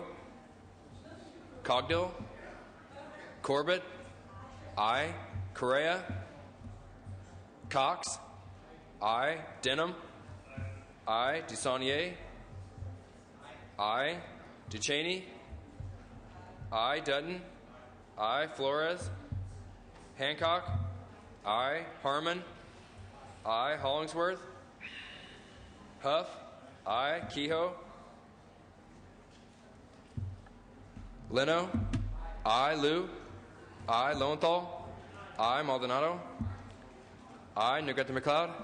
I. Oropesa. Padilla. Pavley. I. Price. I. Romero. I. Runner. I. Smidian. Aye. I. Steinberg. Strickland. I. Walters. I. Wiggins. I. Wolk. I. Wright. I. Weiland. Yee. Yee, aye. Correa, aye. Hollingsworth, aye. Call the absent members. Cedillo. Cogdill. Flores. Kehoe. Aye. Oropesa. Padilla. Steinberg. Weiland. Weiland, aye. Mr. President, ayes 34, no 0. Ayes 34, noes 0. The bill is passed. Members,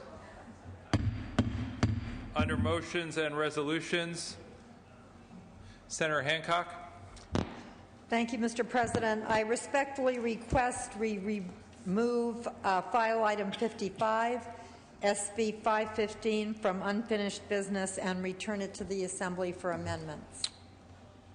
So, without objection, so ordered. Back on file, item 204. Do we have a floor manager for Mr. Torlakson? File item 205. Do we have a floor manager for Mr. Fuhrer? File item 206. Do we have a floor manager for Mr. Nava? Mr. Lowenthal, are you prepared to take up file item 206? Secretary will read. Assembly Bill 798 by Assemblymember Nava, an act relating to transportation and making an appropriation therefore. Thank you, Mr. President and members.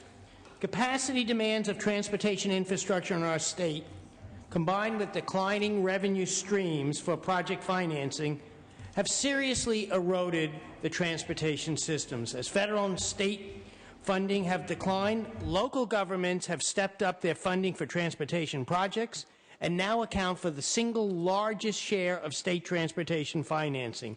Local governments are willing to contribute even more.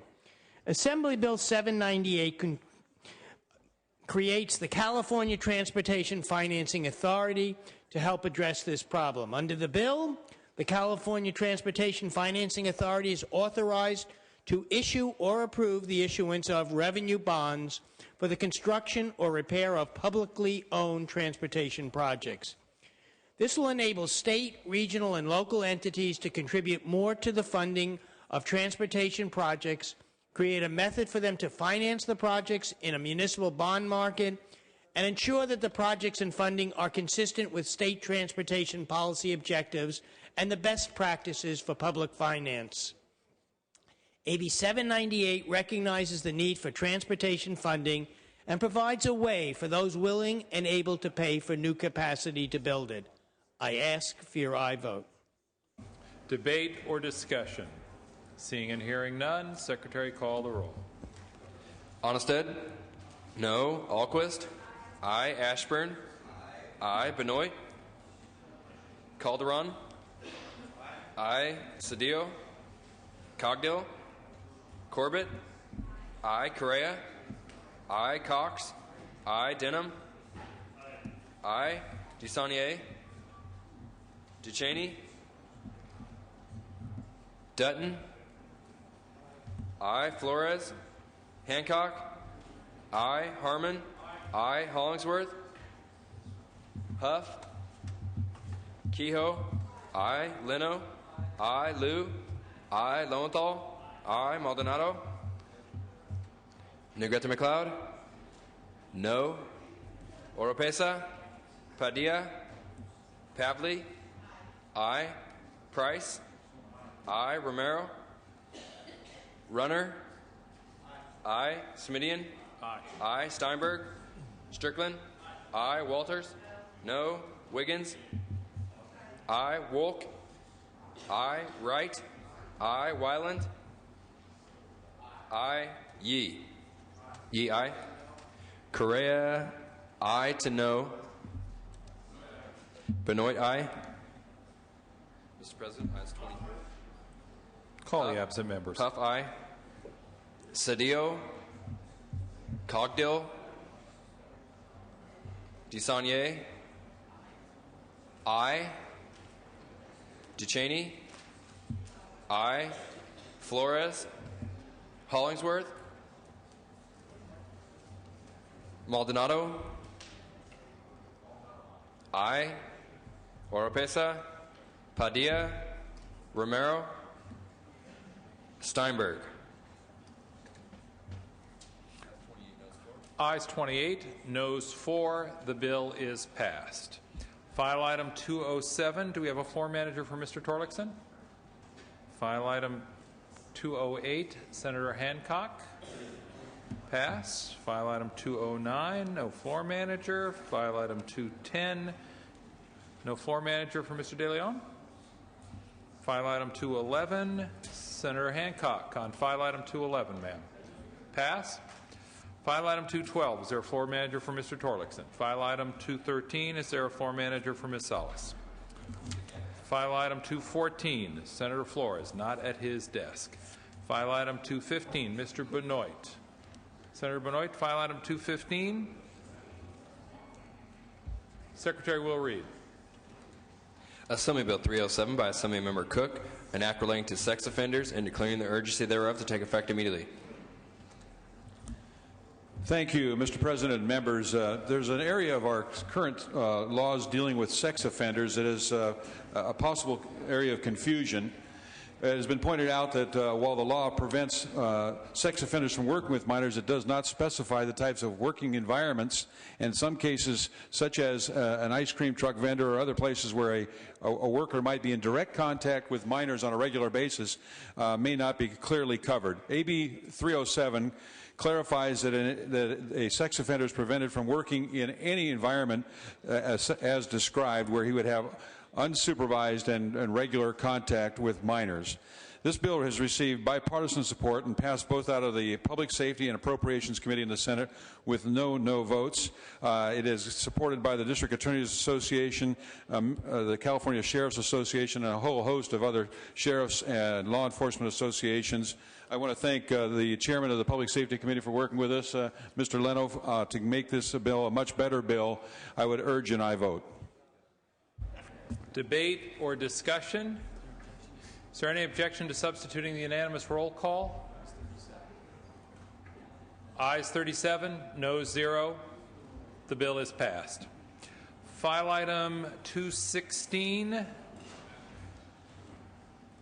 Senator Correa. Secretary will read. Assembly Bill 1584 by Assembly Member Hernandez, an act relating to public employees' retirement and declaring the urgency thereof to take effect immediately.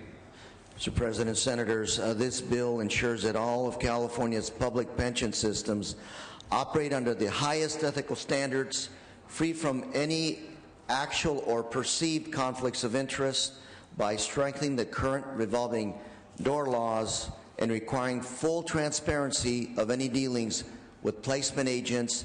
This bill provides the public with these assurances. I ask for an aye vote. Debate or discussion? Is there any objection to our substituting our unanimous roll call? Seeing and hearing none. Ayes 37, noes 0. File item 217, Senator Duchesne. Secretary will read. Assembly Bill 24 by Assembly Member Block, an act relating to the California State University. Thank you very much. Mr. President, members, this bill would direct the Chancellor of the California State University system to study the feasibility of opening a satellite campus for San Diego State University in the south part of San Diego County in Chula Vista. San Diego State is a highly impacted campus with limited land area for expansion. It is way overcrowded, and someday when we can actually fund classes again, it will be important that we have the opportunity to continue to grow our workforce in positive ways by having them have access to university classes. The study would have to be completed within 18 months after the trustees have certified that sufficient funds are available to conduct the study. It does not have general fund impact. They need to raise the money in other ways and through other grants, but it is widely supported by the business community in San Diego and throughout South County. Land has been set aside in Chula Vista for a university, and the question that we are posing is, would CSU do the feasibility study to see if part of a San Diego State satellite campus would be appropriate for that use? Ask for your aye vote. Debate or discussion? Seeing and hearing none, Secretary, call the roll. Onnested? Aye. Alquist? Aye. Ashburn? Benoit? Aye. Calderon? Cedillo? Cogdill? Corbett? Aye. Correa? Cox? No. Denham? Aye. Dusanier? Aye. Ducheney? Aye. Dutton? Aye. Flores? Hancock? Aye. Harmon? Aye. Hollingsworth? Aye. Huff? Aye. Kehoe? Aye. Leno? Aye. Liu? Lowenthal? Aye. Maldonado? Aye. Negrete McLeod? Aye. Oropesa? Padilla? Pavley? Aye. Price? Aye. Romero? Aye. Runner? Smidian? Aye. Steinberg? Strickland? Aye. Walters? Wiggins? Aye. Wolk? Wright? Weiland? Aye. Yee? Yee, aye. Wright, aye. Ashburn? No. Calderon? Cedillo? Cogdill? Correa? Aye. Flores? Liu? Oropesa? Padilla? Runner? Steinberg? Walters? No. Wolk? Wolk, aye. Onnested? Aye to no. Mr. President, ayes 27. Ayes 27, noes 4. The bill is passed. Senator Lowenthal, for what purpose do you rise, sir? If I might return to file item 187, AB 712. Without objection, we will return to file item 187. Secretary will read. Assembly Bill 712 by Assemblymember Evans, enact relating to small claims court. Thank you, Mr. President and Senators. This bill provides a necessary fix to ensure that there is consistency and clarity between the Small Claims Act and statutes independently authorizing the Small Claims Court to provide injunctive or equitable relief. Under current law, various statutes grant a person the right to seek declaratory or injunctive relief in small claims court. But the Small Claims Act does not currently contain a catch-all provision that specifically authorizes the Small Claims Court to order equitable relief in cases where such relief has explicitly been made available through other statutes. This technical change would neither expand nor encourage the expansion of the jurisdiction of the Small Claims Court, but it would ensure that meaningful rights are enforceable. I respectfully request an aye vote. Debate or discussion? Seeing and hearing none, Secretary, call the roll. Onnested? Aye. Alquist? Aye. Ashburn? Benoit? Calderon? Cedillo? Cogdill? Corbett? Aye. Correa? Aye. Cox? Aye. Denham? Aye. Dusanier? Ducheney, Dutton, aye. Flores, Hancock, aye. Harmon, aye. Hollingsworth, Huff, aye. Kehoe, aye. Leno, aye. Liu, aye. Lowenthal, aye. Maldonado, aye. Negrete McLeod, aye. Oropesa, Padilla, Pavley, aye. Price, aye. Romero, aye. Runner, Smidian, aye.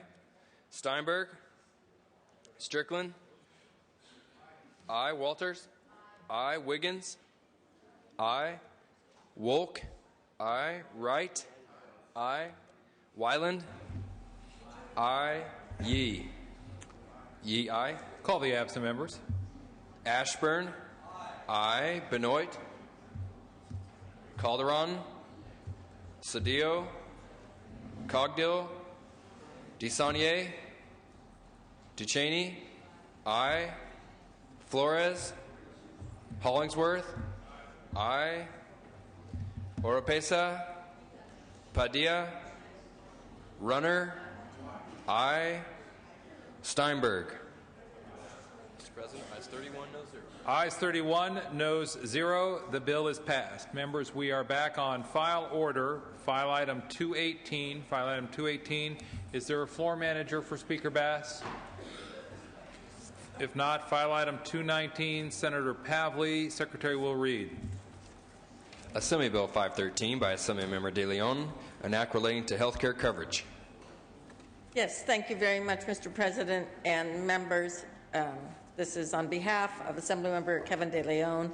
This is a bill sponsored by the California WIC Association. It's a measure that seeks to ensure that every new mother in California will have access to a certified lactation consultant and a breast pump.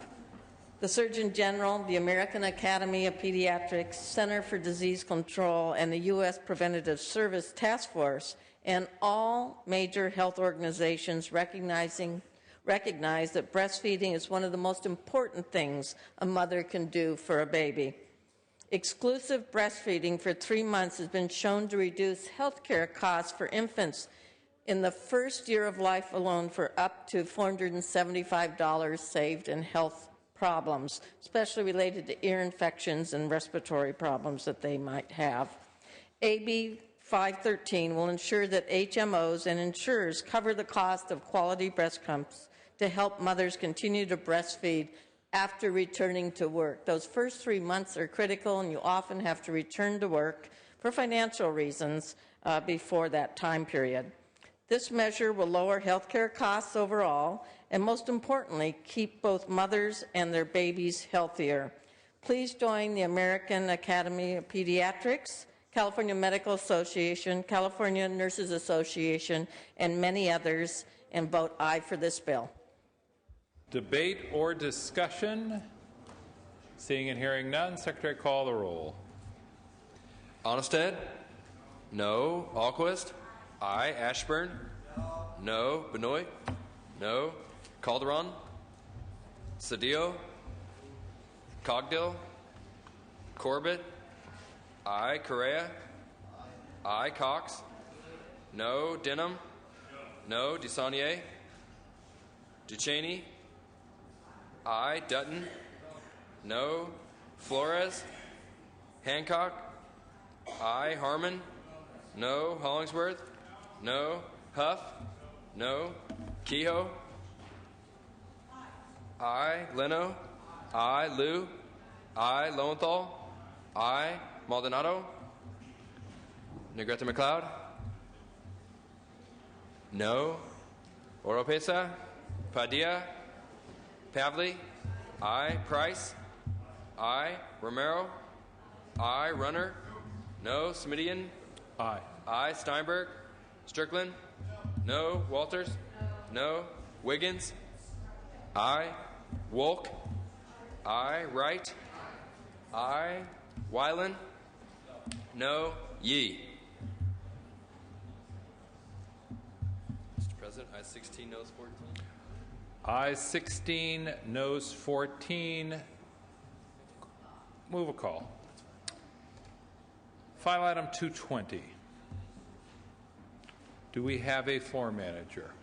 File item 221. Do we have a floor manager? File item 222. Senator Wolk, are you prepared to take this item up? Passed. File item 223. Senator Kehoe not at her desk. Senator Kehoe, would you like to take this matter up? Passed. Thank you. File item 224. Do we have a floor manager for Mr. Davis? File item 225. Do we have a floor manager for Assembly Speaker Bass? File item 226. Is there a floor manager for Mr. Jones? File item 227. Senator Duchesne. Secretary will read.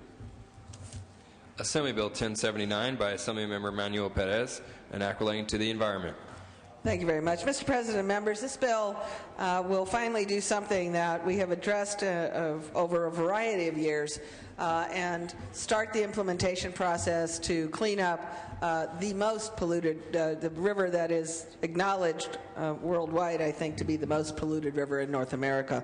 The new river that enters the United States in Calexico is filled with a variety of waste, agricultural waste, and a whole and manufactured waste. Mexicali and the state of Baja California have done some things that have helped clean up in the last few years. With our support and in the border region and the United States support, they've built new sewage treatment plants. There is some improvement, but it remains very toxic. The federal government has awarded funds, and they have been matched this year in a way that will allow this plan to be moved forward and to be implemented if this bill passes. The bill simply authorizes doing, in fact, the necessary work to do a plan. We passed a bill a few years ago, members, that I carried to allow for covering a portion of the river and then doing wetlands. There are a variety of ways to do it, but we needed the opportunity and the resources, which we now have between a combination of state and federal funds, to actually move forward on the plan and fund it. This will allow us to do that. There is a border council that is consisting of a lot of our secretaries of cabinet secretaries, EPA, agriculture, and those who are working on this. We need this bill to finally implement what's necessary to move this project forward and restore this river so that for the health of residents of Calexico and Imperial County. Ask for your aye vote.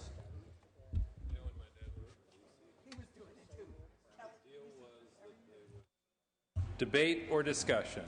Seeing and hearing none, Secretary, call the roll. Onnested? No. Alquist? Aye. Ashburn? Aye. Benoit? Aye. Calderon? Cedillo? Cogdill? Corbett? Aye. Correa? Aye. Cox? No. Denham? No. DeSaulnier? Duchesne? Dutton? No. Flores? Aye. Duchesne, aye. Hancock? Aye. Harmon? Aye. Hollingsworth? Aye. Huff? Aye. Kehoe? Aye. Leno? Aye. Liu? Aye. Lowenthal? Aye. Maldonado? Negrete McLeod? Aye. Oropesa? Padilla? Aye. Pavley? Aye. Price? Aye. Romero? Aye. Runner? Smidian? Aye. Aye. Steinberg? Strickland? Walters? No. Wiggins? Wolk? Call the absent Aye. members. Call the absent. Aye. Wyland? No. Yee? Yee, aye. Call the absent members. Calderon? Cedillo? Aye. Cogdill? DeSaulnier? Maldonado? Aye. Oropesa? Runner? No. Steinberg? Strickland? No. Wiggins? Aye. Mr. President, ayes 27, noes 8. Ayes 27, noes 8. The bill is passed. File item 228. Amendments pending. File item 229, do we have a floor manager for Mr. Ruskin? File item 230, do we have a floor manager for Ms. Brownlee? File item 231, do we have a floor manager for Mr. De Leon? File item 232, do we have a floor manager for the committee? File item 233. Senator Kehoe, are you prepared to take this item up? File item 233. Pass on file. File item 234. Is there a floor manager for Mr. Solorio's bill? File item 235. Do we have a floor manager for Mr. Calderon's bill? File item 236. Senator Negrete McLeod. Pass. File item 237. Is there a floor manager for Mr. Portantino? File item 238. Senator Maldonado. Secretary will read. Assembly Bill 856 by Assemblymember Caballero, an act relating to fertilizer and making an appropriation therefore. Mr. President and members, AB 856 by Assemblywoman Caballero increases the oversight of organic fertilizers manufacturing and increases penalties for adulteration of organic fertilizers in an effort to deter unfair business practices in the organic farming sector. I'd ask for an aye vote. Debate or discussion? Seeing and hearing none, Secretary, call the roll. Onnested? Aye. Alquist? Ashburn? Alquist, aye. Ashburn? Aye. Benoit? Calderon? Cedillo? Cogdill? Corbett? Cedillo, aye. Corbett, aye. Correa? Cox? Denham? Aye. Dusanier? Ducheney? Aye. Dutton? Aye. Flores? Aye. Hancock? Aye. Harmon? Aye. Hollingsworth? Aye. Huff? Aye. Kehoe? Aye. Leno? Aye. Liu? Aye. Lowenthal? Aye. Maldonado? Negrete McLeod? Aye. Oropesa? Padilla? Aye. Pavley? Aye. Price? Aye. Romero? Aye. Runner? Aye. Semidian? Aye. Steinberg?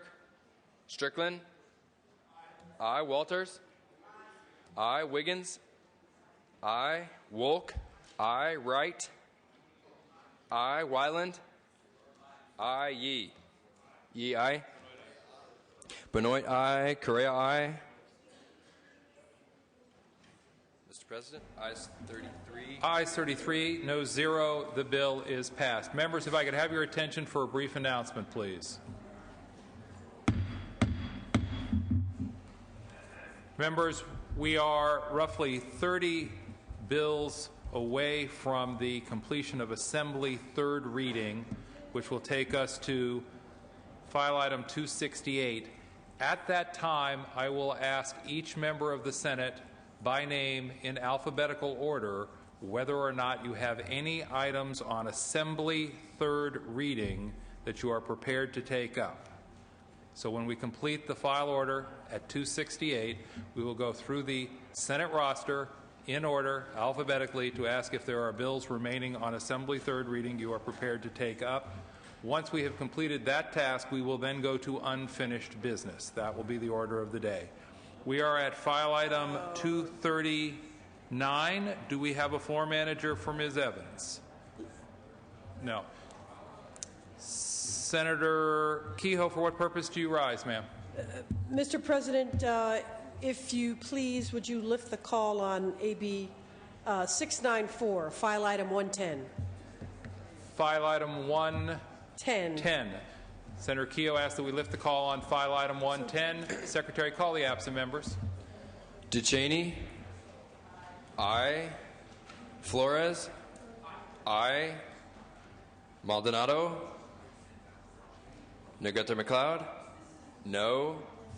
Oropesa? Padilla? Aye. Price? Aye. Runner? No. Steinberg? Maldonado, aye.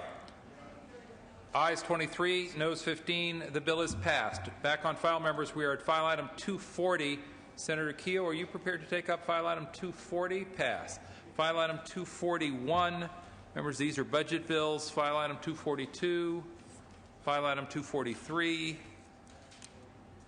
File item 244. Senator Alquist, Secretary will read. Assembly Bill 852 by Assemblymember Fong, an act relating to taxation. Thank you, Mr. President and members.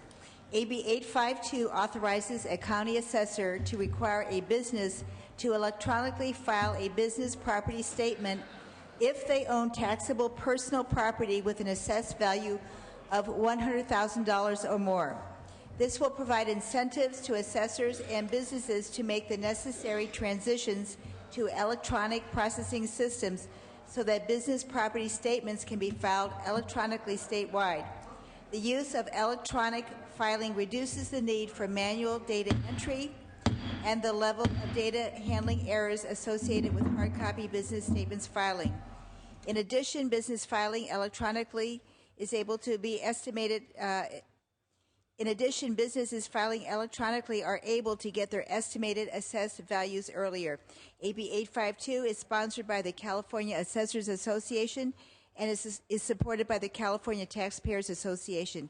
I respectfully request your aye vote. Is there debate or discussion? Debate or discussion, members? Seeing and hearing none, Secretary, call the roll. Onnested? No. Alquist? Aye. Ashburn? Benoit? No. Calderon? Cedillo? Aye. Cogdill? Corbett? Aye. Correa? Cox? No. Denham? DeSaulnier? Duchesne? Dutton? Flores? Aye. Hancock? Aye. Herman? No. Hollingsworth? No. Huff? No. Kehoe? Aye. Leno? Aye. Liu? Aye. Lowenthal? Aye. Maldonado? No. Negrete McLeod? Aye. Oropesa? Padilla? Aye. Pavley? Aye. Price? Aye. Romero? Aye. Runner? No. Smidian? Aye. Aye. Steinberg? Strickland? No. Walters? No. Wiggins? Aye. Wolk? Aye. Wright? Aye. Wyland? No. Yee? Yee, aye. Duchesne? No. Correa? Aye. Dutton? Dutton, no. Call the absent members. Okay. Ashburn? Aye. Calderon? Cogdill? Denham? No. DeSaulnier? Oropesa? Steinberg? Ayes 21, noes 14. The bill is passed. File item 245, Senator DeSaulnier, not at his desk. File item 246, Senator Ashburn. Passed temporarily. File item 247. Do we have a floor manager? File item 248. Do we have a floor manager? File item 249. Do we have a floor manager? File item 250. Do we have a floor manager? Senator Price for Assemblymember Price. Secretary will read. Assembly Bill 30 by then Assemblymember Price, an act relating to elections. Thank you, Mr. Chairman. Members, I'm here today to present AB 30, which would allow 17-year-olds to pre-register to vote. In its original form, AB 30 would have allowed pre-registration for 16 and 17-year-olds. However, I took amendments in the Appropriations Committee that would allow only 17-year-olds to pre-register. Members, exercising one's right to vote is the most important responsibility of all Americans, and it's an integral part of our democracy. However, voter registration among California's young adults remains abysmally low. According to the 2006 study by the Public Policy Institute, only 58% of young adults aged between 18 and 24 are registered to vote, in comparison to 90% of Californians over 65. AB 30 specifically would allow any person who's reached their 17th birthday to fill out their voter registration card just as any other eligible voter does. The information will then be retained until the person turns 18 years of age. As each pre-registrant turns 18, the information would be used automatically to activate the voter registration. I'm confident that establishing voter pre-registration in the state of California will greatly expand civic participation in the electoral process by engaging youth of all political parties, thereby preserving our democracy. For these reasons, I humbly ask for your aye vote. Debate or discussion? Debate or discussion? Seeing and hearing none, Secretary, call the roll. Onnested? No. Alquist? Aye. Ashburn? No. Benoit? No. Calderon? Cedillo? Aye. Cogdill? Corbett? Aye. Correa? Aye. Cox? No. Denham? No. DeSaulnier? Duchesne? Aye. Dutton? No. Flores? Aye. Hancock? Aye. Harmon? No. Hollingsworth? Huff? Kehoe? Aye. Leno?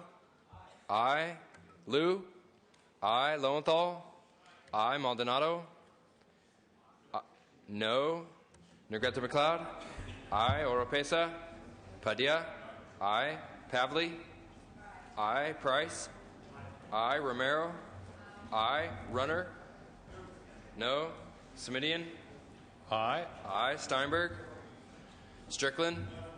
No. Walters? No. Wiggins? Aye. Wolk? Aye. Wright? Aye. Wyland? No. Yee? Yee, aye. Cogdill, no. Hollingsworth, no. Huff, no. Mr. President, ayes 21, noes 15. Ayes 21, noes 15. The bill is passed.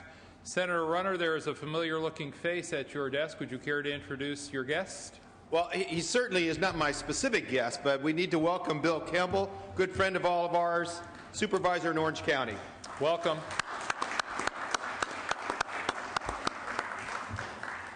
Thank you. Members, that brings us to file item 251, as well as a mention that there is lunch in the lounge for those who need it. File item 251. Do we have a floor manager for Mr. Jones? File item 252. Is there a floor manager for Ms. Skinner? 252. File item 253. Is there a floor manager for Mr. Perez? File item 254. Senator Cox.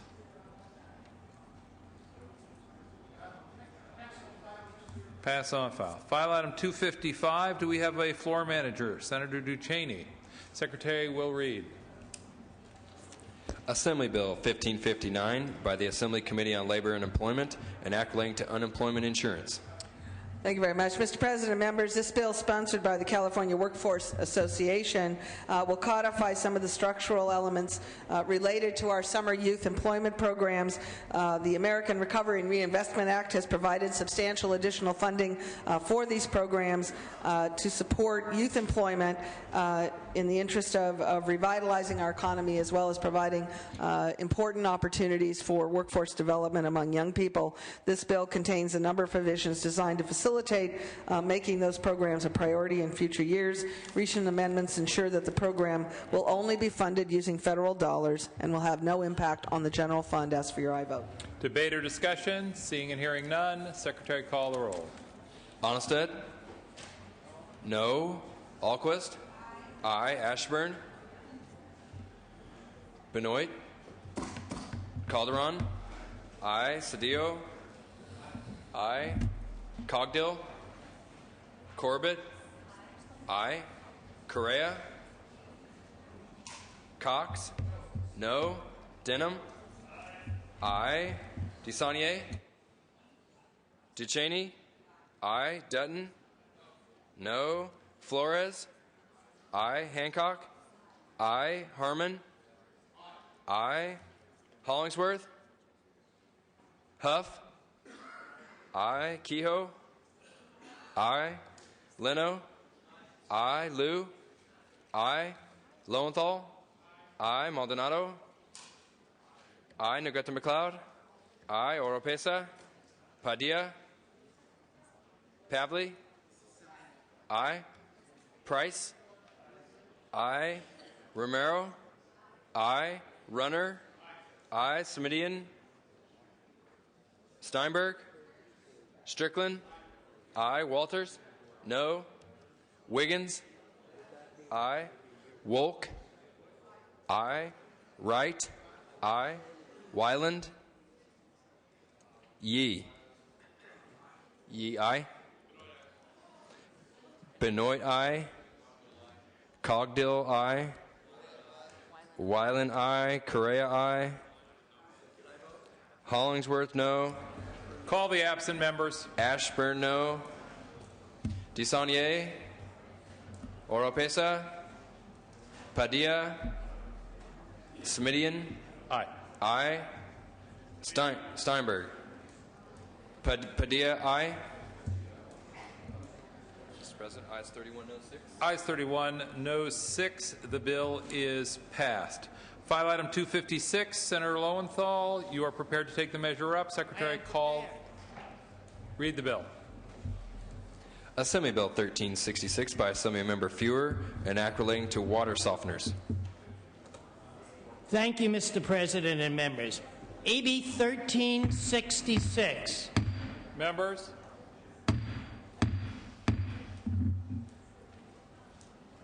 Thank you, Mr. President. AB 1366 would provide local agencies in certain areas of the state threatened by excess salinity with additional authority to manage salt discharges. AB 1366 allows but does not require local agencies that own and operate a community sewer system or a water recycling facility to take steps to limit salinity from water softeners after a public hearing has taken place. Recent amendments have removed the opposition from the major national and state water softener associations, such as the Pacific Water Quality Association and the Water Quality Association and Cargill Salt, as well as it has removed the opposition from the California Conference of Machinists. AB 1366 has broad support ranging from local water and sewer districts, agricultural groups, to local chambers of commerce. Please join me in supporting this bipartisan measure as I ask for your aye vote. Debate or discussion, Senator Negrete McLeod. Thank you, Mr. President. I'm in favor of the bill. However, I'd like to make a comment. When we cut services for the needy, for the helpless, the children, we got very few letters. However, take away somebody's water softener and we got tons of letters. Thank you. Senator Pavley. Yes, I just wanted to also rise in support of this bill. It's very important in many areas of the district, and Senator Lowenthal said it best. It just authorizes local governments and gives them the ability to restrict and control salt discharges. It's very important in many areas, but where I live, it really is a critical issue in Ventura County, as excess salt affects the production of many crops down in Ventura County. That's why organizations from Aqua, MWD, Farm Bureau in Ventura County, and the Ventura County Agricultural Association are all supporting this measure. But I have to say also, as someone on that wonderful budget conference committee, expanding the use of water and allowing recycled water to be part of the solution in facing the drought and particular problems we have associated with water delivery in this state, I think it's critically important we do all we can in allowing local governments to assist in those efforts. I ask for your aye vote. Further debate or discussion, Senator Runner. Thank you, Mr. President. A couple of comments. Let me maybe illustrate as to why it is that people respond to this, and that is people enjoy their liberties and freedoms. And when you take liberties and freedoms away from people, people respond. So I think that's why people write letters and make phone calls. But to the point of this issue, and it is an important issue, I did a bill a couple of years ago specifically for the city of Santa Clarita and a process to allow the city of Santa Clarita to go through a process to deal with how this particular problem could be solved in a community. I think that's a better model than a statewide effort, and that's what we see here. Let me give you an example. There's an effort. There's some technologies out there that may not take out 100%, but they take out 90%. But yet, under this particular bill, that's not good enough. And so I think that what we're going to do is we're going to end up coming back. We're going to end up looking at other kinds of programs and other kinds of technologies. And we're going to end up with this series of bills in the future that try to then leverage one program or one kind of technology over another.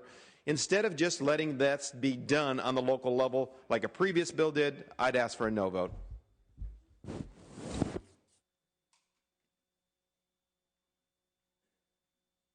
Further debate or discussion? Seeing and hearing, Senator Wright.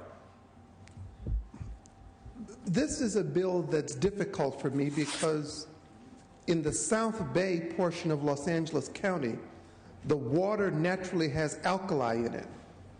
And the water softener, when attached to the system, actually saves the pipes. I own, as some of you know, several apartment buildings in Los Angeles County. It cost me $20,000 a building to change out the pipes because the alkali in the water in the South Bay eats up the pipes. I won't say the brand, but the water softener that I put on the system, not only has it protected my pipes, but in addition, the water in the South Bay also eats up water heaters at the rate of about, they last 2 or 3 years. In a normal setting, a water heater should last you 10 years. So the difficulty for me is that you're asking me again to have to replace the pipes in my building, although fortunately the alkali doesn't react as poorly to copper piping. So after I change to copper, I'm not going to get that ding anymore. But they still make all of the fittings in water heaters with galvanized pipe. And alkaline water eats up water heaters. It also eats up the fixtures, which are made out of pot metal, which also reacts to it. So again, I'm looking at this not as this a good vote or not, but this is about $8,000 or $10,000 a year out of my pocket. Now, I'm not certain about the salinity and the other things, but it's difficult for me because, again, you're asking me to vote to take $8,000 a year out of my pocket. So I'm going to have to give it a little bit of thought because unless you have to buy those water heaters or you're in a place where there's alkaline water in the system, if the county votes to do that, that money is coming out of your pocket. And I'm not certain that the other brand of water heaters that don't use salts have the same protective value as is proposed in the ones that are in this bill. Further debate or discussion? Seeing and hearing none. Senator Lowenthal, you may close. Yeah, I'd just like to respond to some of the comments that were made. One by Senator Runner about why a statewide. I would like to state that this bill only refers to those areas that the State Water Resources Control Board has identified as having significant salinity problems that threaten surface water bodies and have high groundwater basin use. It applies only to the South Coast, the Central Coast, San Joaquin Valley, and half of the Sacramento Valley. As far as the cost, this bill has significant amount of business community support. This bill is endorsed and supported by the Los Angeles Business Council, the Orange County Business Council, the cities of Lakewood, Los Angeles, County Sanitation District of Los Angeles, the League of California Cities, Long Beach Water Department. This bill has broad-based bipartisan support. It allows for a process to go through. It does not mandate anything. I urge your aye vote. Senator Runner. Just a quick question to the author. It's my understanding that there is no statewide standard, and that part of the challenge is that this can be arbitrarily applied depending upon exactly which water quality district you're in, which is kind of part of the problem. Is it? I can just say that in 2003, the Department of Water Resources, State Water Resources Control Board recommended that the legislature reduce the restrictions on local agencies' ability to control salt discharge from self-generating. It may be true that there's no... Right, which indicates that there's no standard. And that is up to the local authorities. This gives back local control, and only after an open process will they do this. Thank you for your close, Senator Lowenthal. Secretary, call the roll. Onnested? No. Alquist? Aye. Ashburn? No. Benoit? Calderon? Aye. Cedillo? Aye. Cogdill? Aye. Corbett? Aye. Correa? No. Cox? No. Denham? Aye. DeSaulnier? DeCheney? Aye. Dutton? Aye. Flores? Hancock? Aye. Harmon? Hollingsworth? No. Huff? No. Kehoe? Aye. Leno? Aye. Liu? Aye. Lowenthal? Aye. Maldonado? Aye. Negrete McLeod? Aye. Oropesa? Padilla? Pavley? Aye. Price? Aye. Romero? Aye. Runner? No. Smidian? Aye. Aye. Steinberg? Strickland? No. Walters? No. Wiggins? Aye. Wolk? Aye. Wright? Wyland? No. Yee? Yee, aye. Padilla? Aye. Mr. President, ayes 23, noes 10. Ayes 23, noes 10. The bill is passed. File item 257, Senator DuCheney. Secretary, please read. Assembly Bill 473 by Assemblymember Blumenfield, an act relating to recycling. Thank you very much. Mr. President, members, as we have made progress over the last 20 years or so in reducing solid waste in order to preserve the life of our landfills and increasing our recycling and having many of us now, almost most of the state, we have the opportunity in residential areas to have recycling bins to separate the trash and assist with that whole problem. The one area that continues to lag is apartment buildings. This bill would require apartment building owners to make recycling available to their tenants. There are certain restrictions about size and at what point it's required. But so many of us, and many of us who live in apartments here in Sacramento, know that it is difficult to actually do recycling, even if you want to, because there is nothing made available to you to do it. This would allow, push that process forward. The author did take several amendments so that if it is not feasible for any number of reasons, but you would be certified to be exempt under certain circumstances. If it's not available, if the service cannot be made available in your area, you're not required to do it. If they're also exempted in instances of financial hardship, they can be certified. They'd have to re-up that every once in a while, and we would recall members that no buildings permitted after 1994 would require the certification because, in fact, all those buildings are required to have the opportunity and at least the placement available for recycling bins. So, you know, pre-1994 apartments, and this is trying to find ways to ensure that if the facility will allow for it and the service can be provided in that neighborhood, that recycling is, in fact, made available to tenants. Ask for your aye vote. Debate or discussion? Seeing and hearing none, Secretary, call the roll. Onnested? No. Alquist? Aye. Ashburn? No. Benoit? Calderon? Cedillo? Aye. Cogdill? Corbett? Aye. Correa? Aye. Cox? No. Denham? No. DeSaulnier? Aye. DeCheney? Aye. Dutton?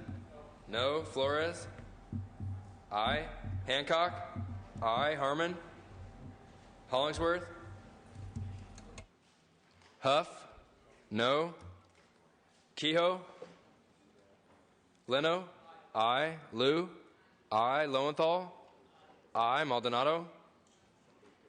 Negrete McLeod? Aye. Oropesa? Padilla? Aye. Pavley? Aye. Price? Aye. Romero? Runner? Smidian? Aye. Steinberg? Strickland? No. Walters? No. Wiggins? Wolk? Aye. Wright? Aye. Wyland? No. Yee? Romero? Aye. Kehoe? Aye. Ducheney? Wait. Wiggins? Aye. Yee? Aye. Maldonado? Aye. Hollingsworth? No. Benoit? No. Calderon? Cogdill? Harmon? Oropesa? Runner? Steinberg? Ayes 23, noes 11. The bill is passed. File item 258, Senator Hancock.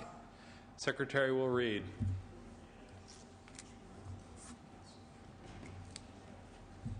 Assembly Bill 147 by Assemblymember Saldana, an act relating to hazardous waste. Thank you, Mr. President and Senators. AB 147 will give the Department of Toxic Substance Control a more cost-effective way to enforce existing law regarding hazardous materials. It authorizes, but does not require, the Department to request documentation from electronics manufacturers about the amount of hazardous materials contained in the consumer electronics that the Department is required to regulate for sale in the state. Because DTSC does not currently have this authority, it is only able to perform expensive product-by-product testing to determine the hazardous waste content that it is required to regulate. It should be noted that the legislature and governor approved giving this authority to DTSC, requires the regulation of the hazardous materials in the lighting equipment sold in California just 2 years ago. The author has worked with representatives of the electronics industry on amendments, and all of the earlier opposition is removed. I repeat, all of the earlier opposition is removed, and I request your aye vote on this fair compromise. Debate or discussion? Seeing and hearing none, Secretary, call the roll. Onnested? Alquist? Aye. Ashburn? No. Benoit? No. Calderon? Cedillo? Cogdill? Corbett? Aye. Correa? No. Cox? No. Denham? No. Dusanier? Aye. Ducheney? Dutton? No. Flores? Aye. Hancock? Aye. Harmon? Hollingsworth? No. Huff? No. Kehoe? Aye. Leno? Aye. Liu? Aye. Lowenthal? Aye. Maldonado? No. Negrete McLeod? No. Oropesa? Padilla? Aye. Pavley? Aye. Price? Aye. Romero? Aye. Runner? Smidian? Aye. Steinberg? Strickland? No. Walters? No. Wiggins? Aye. Wolk? Aye. Wright? Aye. Wyland? No. Yee? Cedillo? Aye. Onnested? No. Calderon? Cogdill? Ducheney? Aye. Harmon? Oropesa? Runner? Steinberg? Yee? Yee? Aye. Call the absent members. Calderon? Cogdill? Harmon? Oropesa? Runner? Steinberg? Ayes 20, noes 14. Senator Hancock moves the call. File item 259, Senator Lowenthal, not at his desk. File item 260, Senator Ahlquist. Pass, thank you. File item 261, Senator Negrete McLeod, Secretary will read. Assembly Bill 1084 by Assemblymember Adams, an act relating to local planning. Thank you, Mr. President. Members, AB 1084 is designed to enhance existing notification provisions to the public whenever a county or city modifies the fees they charge to compensate for the impact of development on public facilities. AB 1084 accomplishes this by allowing members of the public to request mail notification if the requester pays for the notification. Recent amendments also allow for email notification, and it provides greater transparency on how the fees that have been collected are being spent. This purpose is accomplished by adding public facilities to the types of fees that may be audited under the existing law. Any person requesting an audit must be willing to pay for the audit. This bill makes technical amendments to AB 333, an urgency measure enacted on July 15, 2009, to extend the life of subdivision maps by 24 months due to the economic downturn.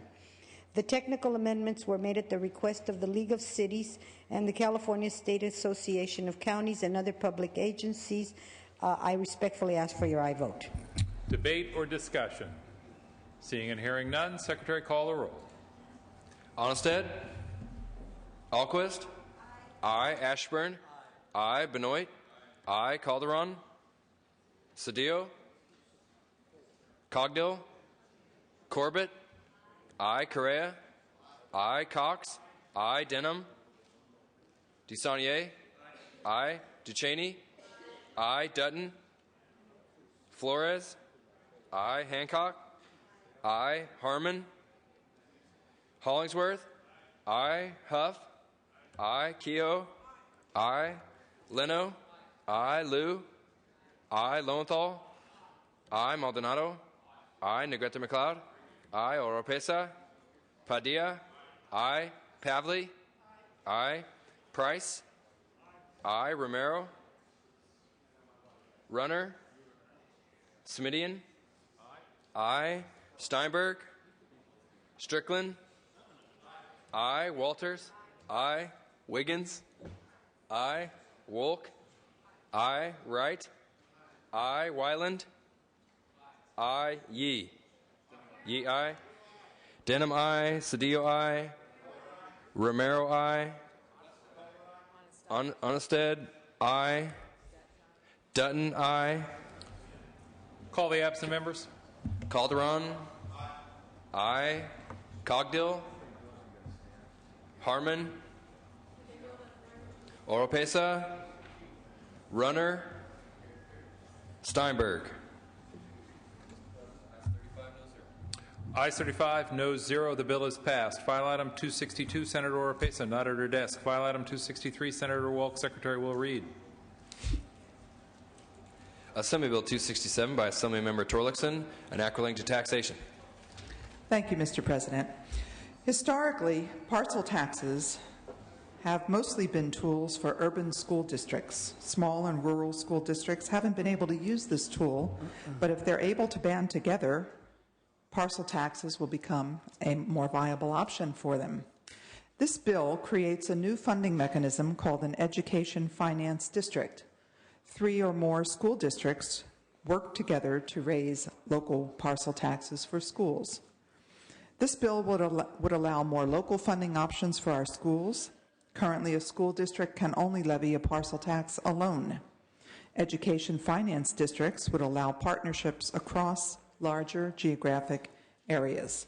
The bill would allow more local control. And we know that local control is very much supported by the voters when it comes to education. California is facing a historic deficit, and in the face of the state education funding cuts, we really should provide more local options for funding schools if we expect to have a workforce that is capable of meeting the demands of the next generation. These partnerships across education finance districts, 2 or more districts working together, will provide a platform for cost savings with increased purchasing power as well as economies of scale. The voter thresholds remain unchanged. There is no change to the requirement of the parcel tax locally. This simply allows 2 or more districts wish to work together in one parcel district to do just that. I ask for your aye vote. Debate or discussion? Seeing and hearing none, Secretary, call the roll. Onnested? Alquist? Aye. Ashburn? No. Benoit? No. Calderon? Cedillo? Aye. Cogdill? Corbett? Aye. Correa? No. Cox? No. Denham? No. DeSaulnier? Aye. Duchesne? Dutton? No. Flores? Aye. Hancock? Harmon? Hollingsworth? No. Huff? No. Kehoe? Aye. Leno? Aye. Liu? Aye. Lowenthal? Aye. Maldonado? No. Negrete McLeod? Oropesa? Padilla? Pavley? Aye. Price? Romero? Aye. Runner? Smidian? Aye. Steinberg? Strickland? No. Walters? No. Wiggins? Aye. Wolk? Aye. Wright? Aye. Weiland? No. Yee? Onnested? No. Price? Aye. Call the absent members. Calderon? Aye. Cogdill? Duchesne? Hancock? Aye. Harmon? Negrete McLeod? Oropesa? Padilla? Runner? No. Steinberg? Yee? Call the absent members. Cogdill? Duchesne? Harmon? Negrete McLeod? Oropesa? Padilla? Steinberg? Yee? Yee, aye? Ayes 20, noes 13. Senator Wolk moves the call. Final item 264. Senator Ashburn. Secretary will read. Assembly Bill 244 by Assemblymember Bell, an act relating to health care coverage. Thank you, Mr. President. Senators, this excellent bill by our colleague Jim Bell deals with the treatment of mental health and substance abuse by health plans in the same manner that physical health concerns are covered under the insurance programs available. Now, make no mistake about it. Mental health and substance abuse are real problems that affect real people. In fact, I suspect not one among us has not had a family member, a dear friend, a neighbor not affected by substance abuse, chemical addiction, or mental illness.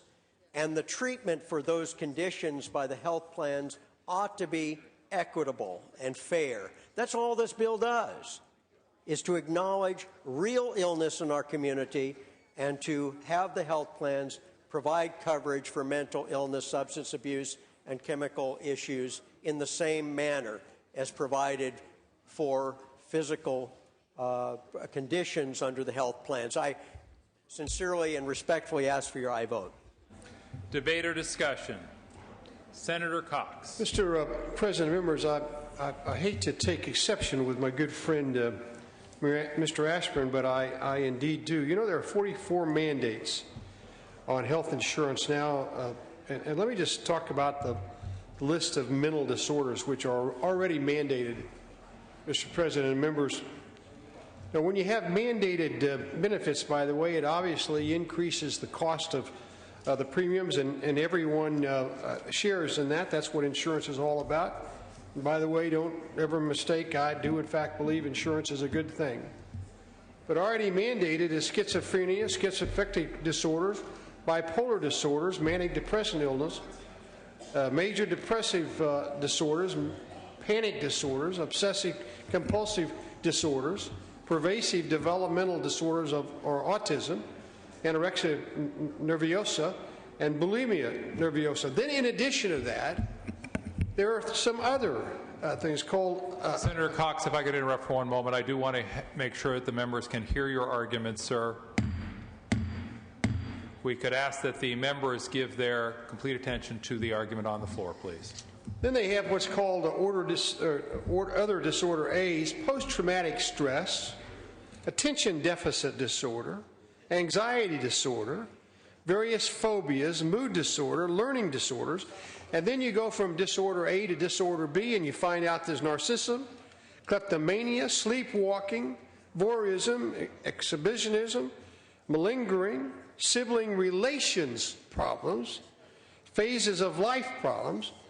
And members, there comes a point in time where you just can't keep adding more straws to the back of this camel. It just simply does not work. Now, I appreciate the author's intention, wants to be certain that some things are covered, but in the final analysis, this bill just goes too far. Just goes too far. And next year there will be another bill that takes us even farther down the road than that. And so I would in fact ask that you vote no on this matter. Further debate or discussion? Seeing and hearing... forgive me, Senator Cedillo. Members, we heard much yesterday about standards and criteria for legislation. Does it help the economy? Do we create jobs? Is this good for the climate? Well, I would say to you... You will. This job, because of its preventive nature, because of its thoughtful nature, does that. Too frequently in this building, we see a story in the newspaper, hear about somebody drunk driving, somebody kidnapped somebody, somebody raped somebody, hid them in their home, and we want to write all kinds of new laws, put more people in jail that we can't afford, that bankrupts our economy. On the other hand, we have an opportunity here to do something that's thoughtful, smart, preventive, and meets your criteria for what is appropriate to be voted on. Now I say to you, if we can't ask our health plans to deal with these conditions, who do we ask? Our auto insurance? Who do we go see? Should we look up for our homeowners insurance? People are in this business selling a health product to deal with health concerns. Who more appropriately should address this? And particularly the conditions that have been designated within this proposal. There is nothing more weighing on our society than our inability to address with all candor the challenges that confront us with mental illness, substance, and drug abuse. You see the concerns for public safety, the battles that are taking place at our border, the battles in Mexico trying to control their society, the insatiable consumption of drugs in our country wrecking much of Latin America, and we question whether or not we should ask health plans to address these concerns. Who then should we ask? And when should we ask? If not them, then who? If not now, then when? I ask for an aye vote.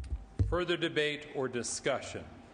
Seeing and hearing none, Senator Ashburn, you may close. Thank you, Mr. President.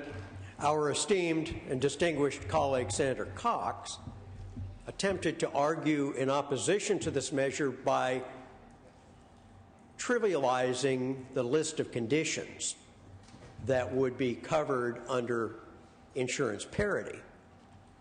What is ignored in that argument, however, is that the list of conditions may exist, but a person would have to be diagnosed with the condition, would have to be recommended for treatment for that condition. So although it may be upon a list approved by the Psychological Association, it does not mean that people are going to be presenting in greater numbers for treatment of those particular items. And I don't know about you, but I'm not in a position to be judging among mental disorders, as Senator Cox apparently feels he can do.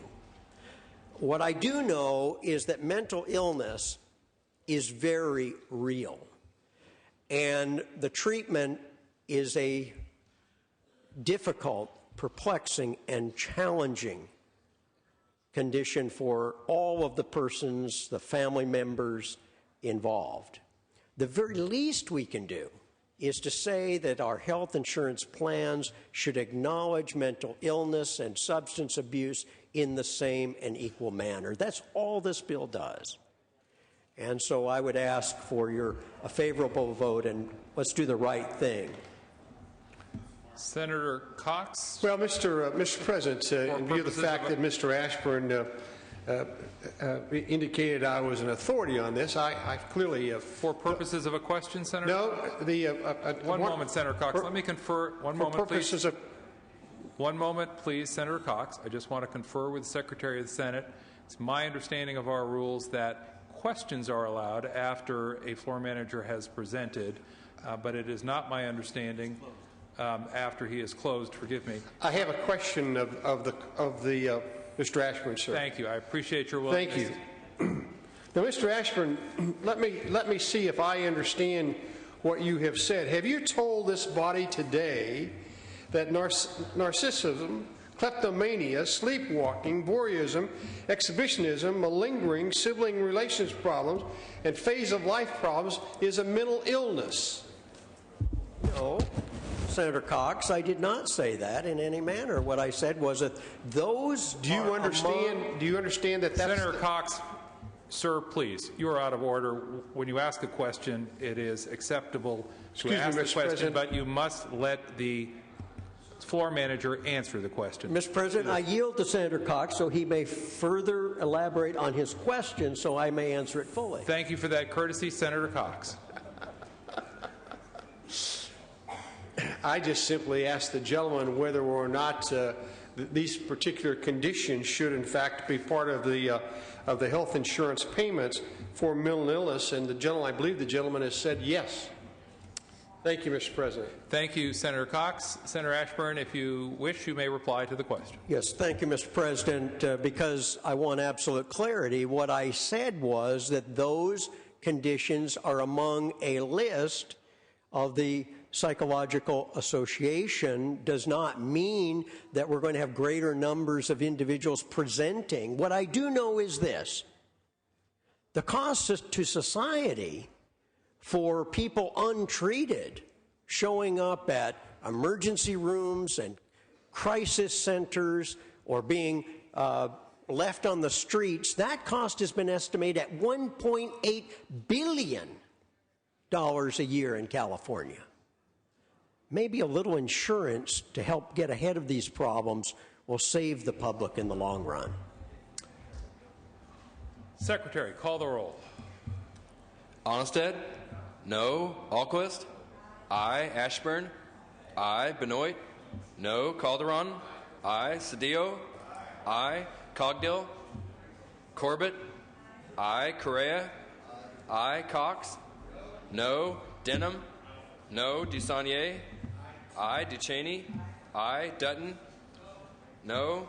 Flores? Aye. Hancock? Aye. Harmon? Hollingsworth?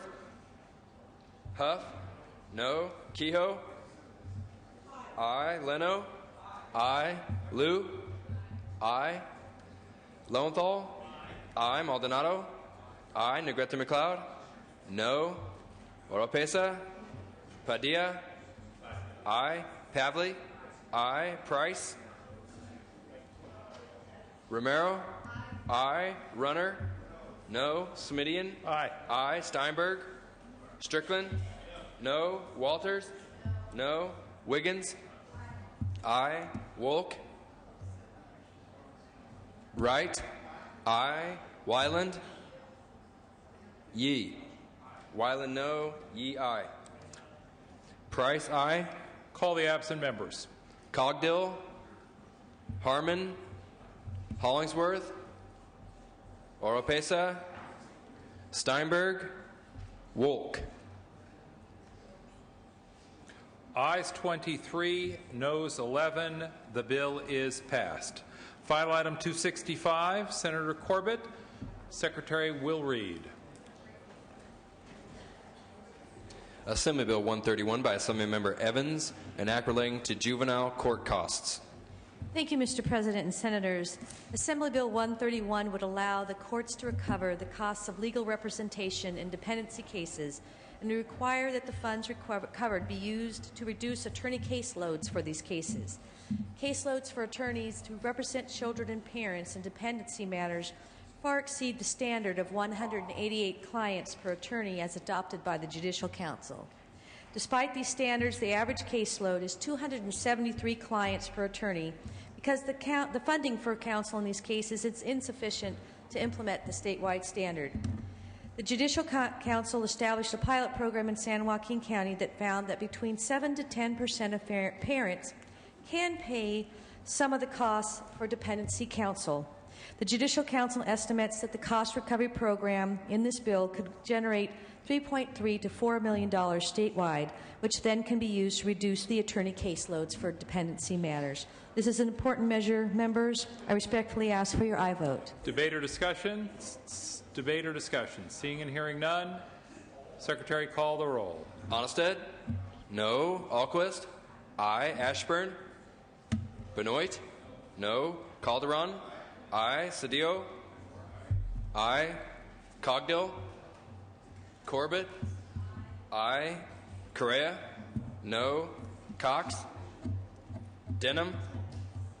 No. DeSaulnier? Aye. Duchesne? Aye. Dutton? No. Flores? Aye. Hancock? Harmon? Hollingsworth? Huff? No. Kehoe? Aye. Leno? Aye. Liu? Aye. Lowenthal? Maldonado? Negrete McLeod? Aye. Oropesa? Padilla? Aye. Pavley? Aye. Price? Aye. Romero? Aye. Runner? No. Smidian? Aye. Aye. Steinberg? Strickland? No. Walters? No. Wiggins? Aye. Wolk? Wright? Aye. Wyland? No. Yee? Yee, aye. Cox? No. Ashburn, aye. Maldonado, aye. Call the absent members. Cogdill? Hancock? Aye. Harmon? Hollingsworth? No. Lowenthal? Aye. Oropesa? Steinberg? Wolk? Wolk, aye.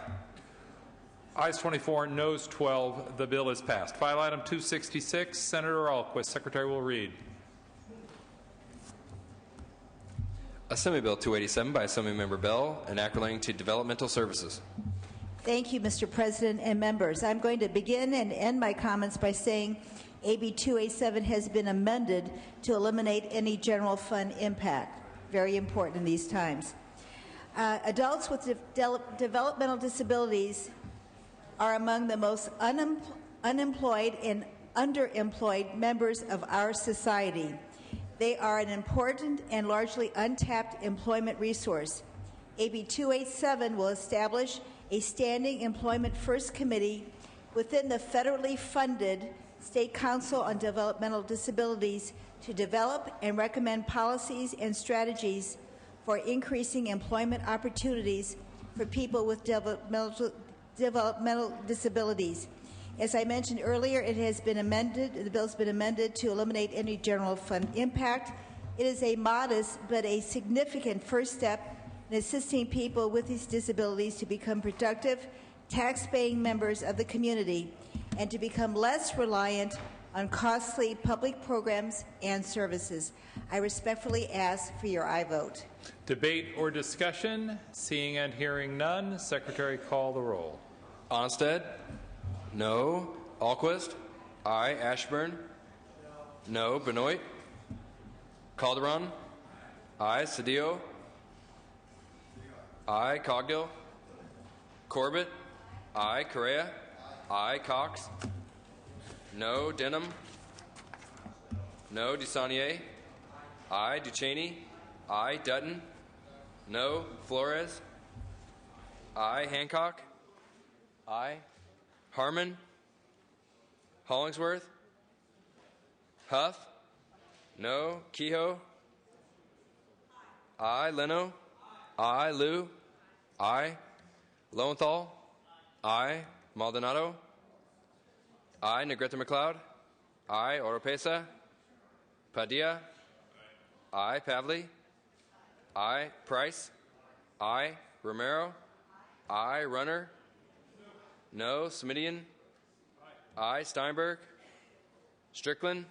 Aye. Walters? No. Wiggins? Aye. Wolk? Aye. Wright? Aye. Wyland? No. Yee?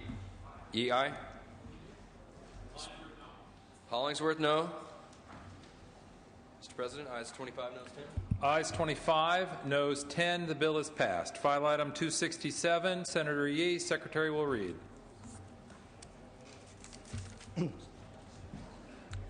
Assembly Bill 138 by Assemblymember Hayashi, an act relating to accountants. Thank you very much, Mr. President. And Senators, AB 138 requires that California licensed accounting firms to undergo a peer review of their accounting and auditing services by a licensed CPA who is unaffiliated with the firm being reviewed. This issue is about the integrity of the auditing process. There ought not to be conflicts of interest. There ought not to be any collusion whatsoever, and this will provide that insurance. This bill is sponsored by the California Board of Accountancy, supported by the California Society of CPAs, and California Senior Legislator urge an aye vote.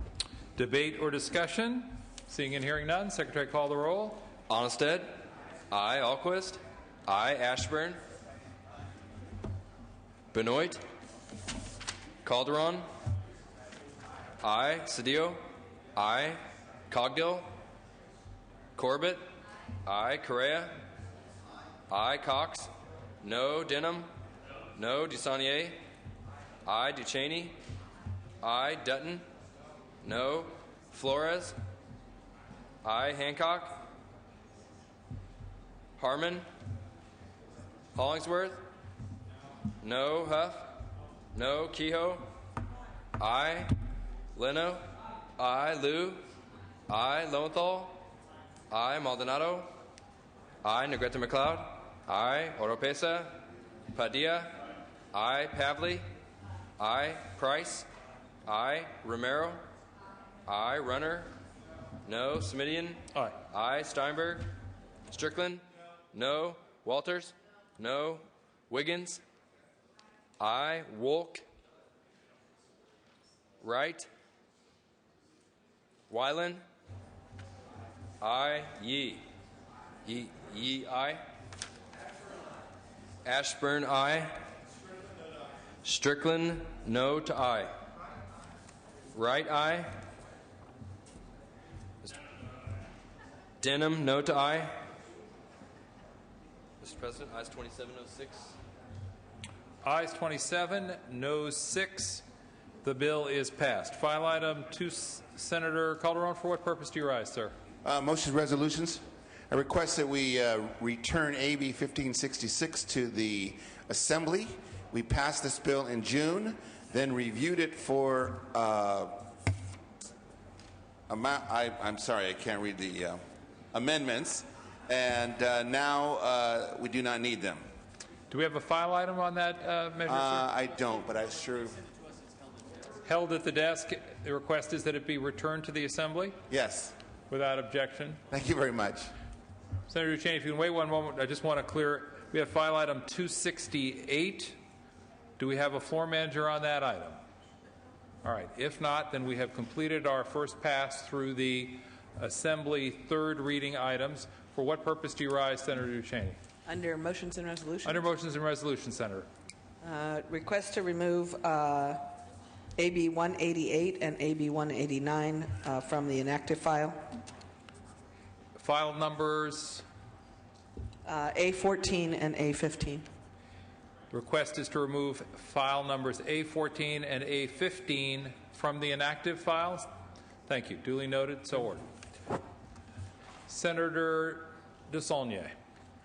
Thank you, Mr. President. I wanted to take a moment to welcome and acknowledge a guest I have here today who actually had something to do with both Senator Cox and I being members of the legislature. Howard Jenkins is a good friend who's president of the Chamber of Commerce locally, encouraged me to run for office, and that's some of the reason when I was a Republican, I might add. So you can blame him. I'd just like to welcome Mr. Jenkins. We join you in welcoming your guests. All right. Members, at this time, as indicated earlier, I'm going to ask if members of the Senate have eligible Assembly third reading bills to take up. We're going to go in alphabetical order. If members can be ready to proceed, I will simply go down the card member by member and ask if you have eligible bills. If you would indicate immediately the file number, that will help both colleagues and the desk get to your item as quickly and properly as is possible. Senator Onestad, do you have any items, sir? File item 145. File item 145. Secretary will read. Assembly Bill 1351 by Assemblymember Blakesley and Ackerling to Energy. Mr. President, members, this bill removes statutory barriers preventing power facilities from improving the efficiency of their operations while complying with environmental standards. Last year's AB 809 passed with widespread bipartisan support and allowed hydroelectric power plants to count energy efficiency improvements towards the renewable portfolio standards requirements. This bill has several amendments, technical amendments to that bill. It has not received any no votes, and I respectfully request your aye vote. Debate or discussion? Seeing and hearing none, Secretary, call the roll. Onestad? Aye. Alquist? Aye. Ashburn? Aye. Benoit? Calderon? Aye. Cedillo? Cogdill? Corbett? Aye. Correa? Aye. Cox? Aye. Denham? Aye. DeSaulnier? Aye. Duchesne? Aye. Dutton? Aye. Flores? Aye. Hancock? Aye. Harmon? Hollingsworth? Aye. Huff? Kehoe? Aye. Leno? Aye. Liu? Aye. Lowenthal? Aye. Maldonado?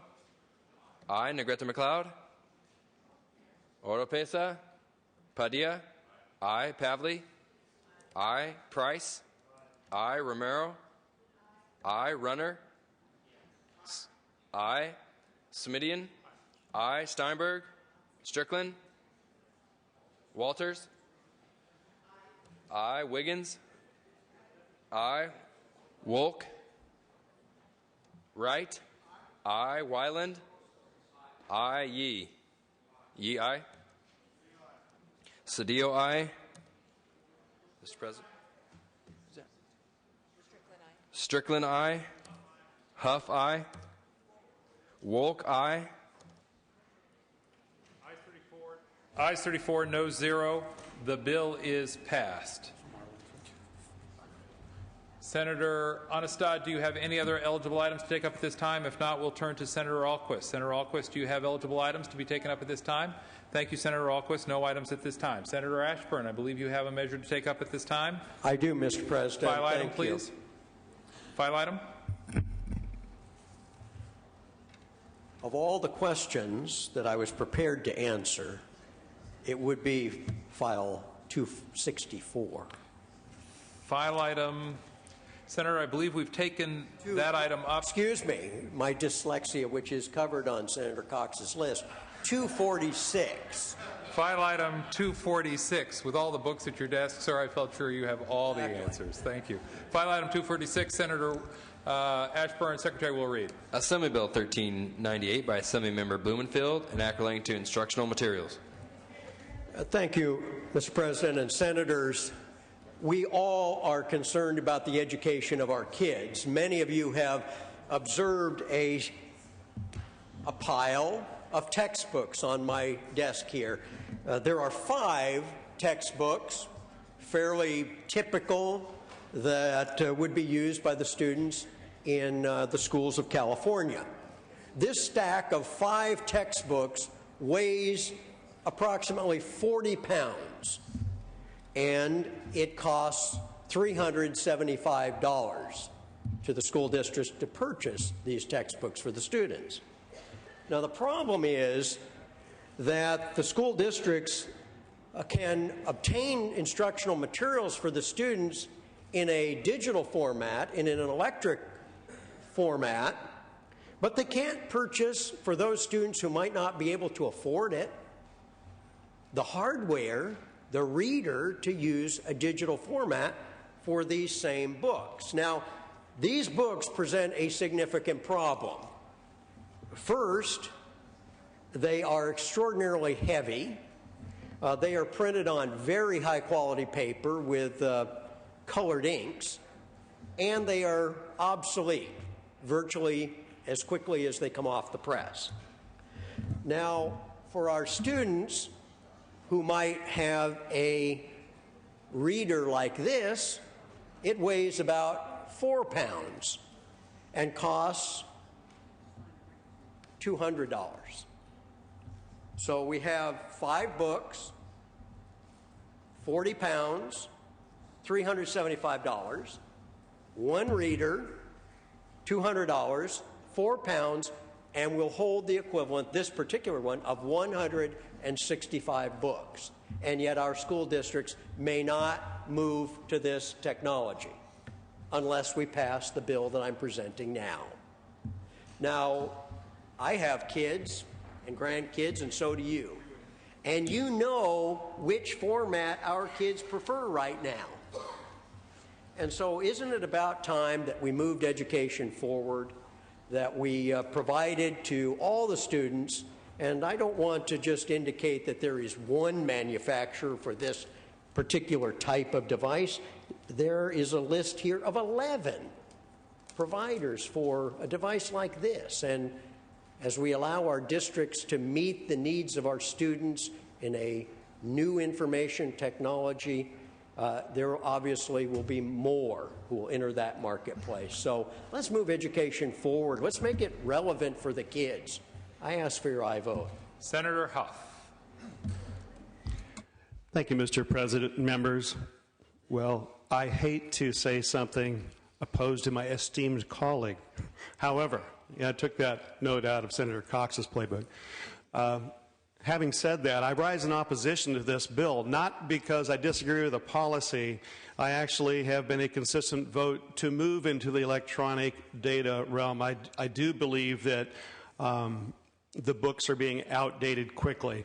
However, as they continue to play with the props here, if you drop that pile of books, you will still have instructional materials good for the rest of their 7 years. That is the current cycle for adoption. If you drop that computer, I dare say you're going to have an expensive bill. Who's going to pay for that? Does that come out of the instructional materials? When we were in committee, there was another reader-only type of electronic format that was described, and that makes sense. Because if you're doing a textbook, it is one thing. It's words describing things to you.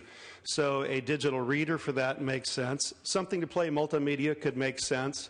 But these can also be used for surfing the internet in nefarious ways. They can be used for playing games. They can be used for things that are non-instructional. There's nothing in this bill that precludes teachers from buying it and using it for other things non-instructionally related. They just say they're instructionally related.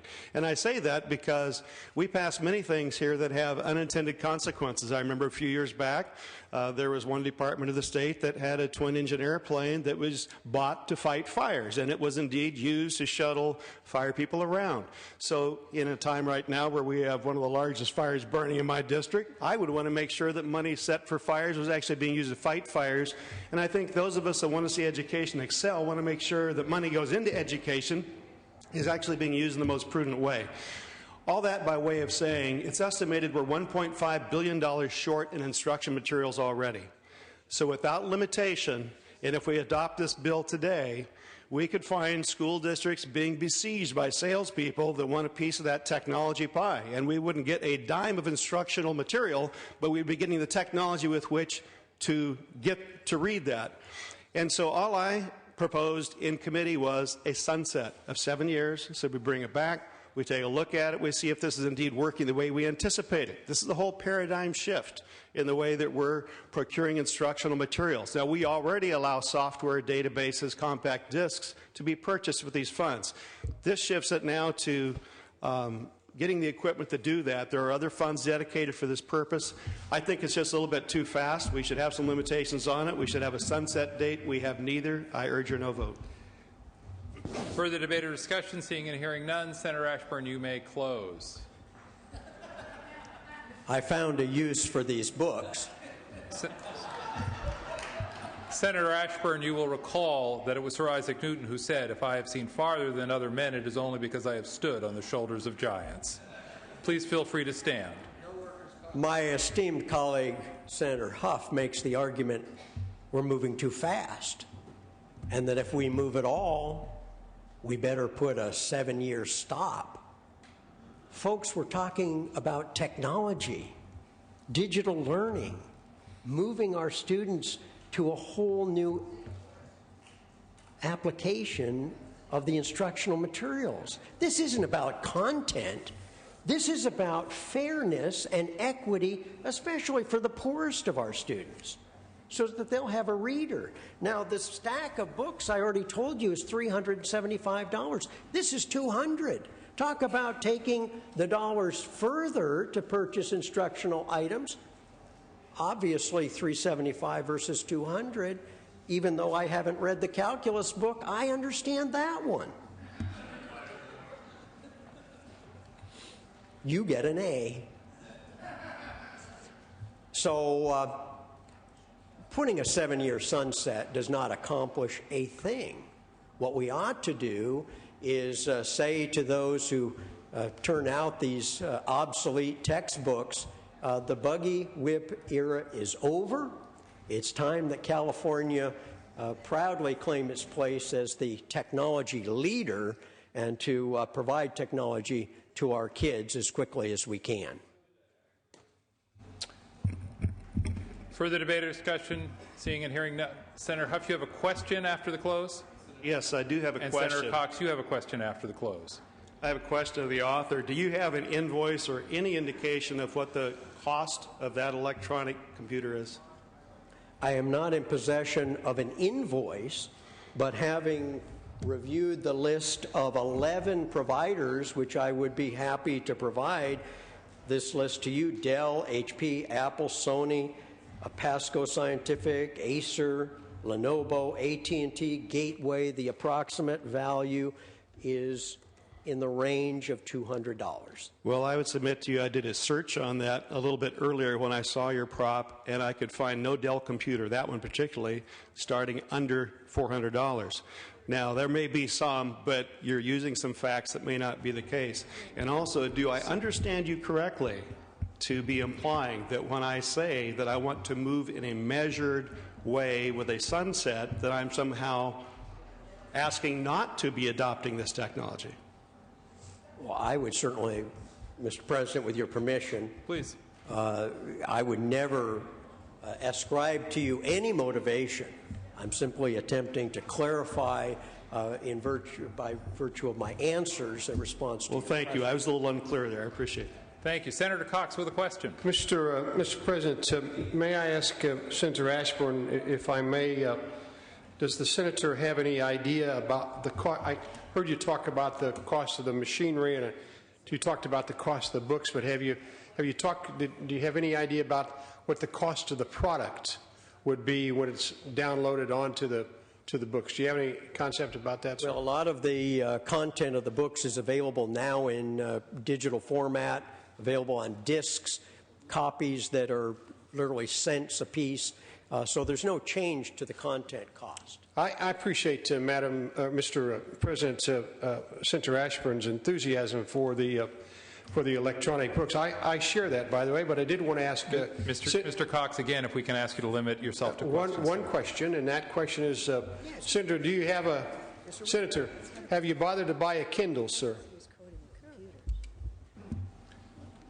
Senator Ashburn, the question is to you, I believe, from Senator Cox, which was, have you, if you'd like to repeat the question, Senator Cox? Have you purchased a Kindle, sir? I would not use any of these products by a specific name. However, I have observed you, Senator Cox, using the latest technology to do your reading, and I was very impressed. And I would say that our students in California would benefit equally, as I know you have benefited. All debate having ceased, the Secretary will call the Senator Denham with a question, sir. I just wanted to clarify, is this a mandate to any of the local schools?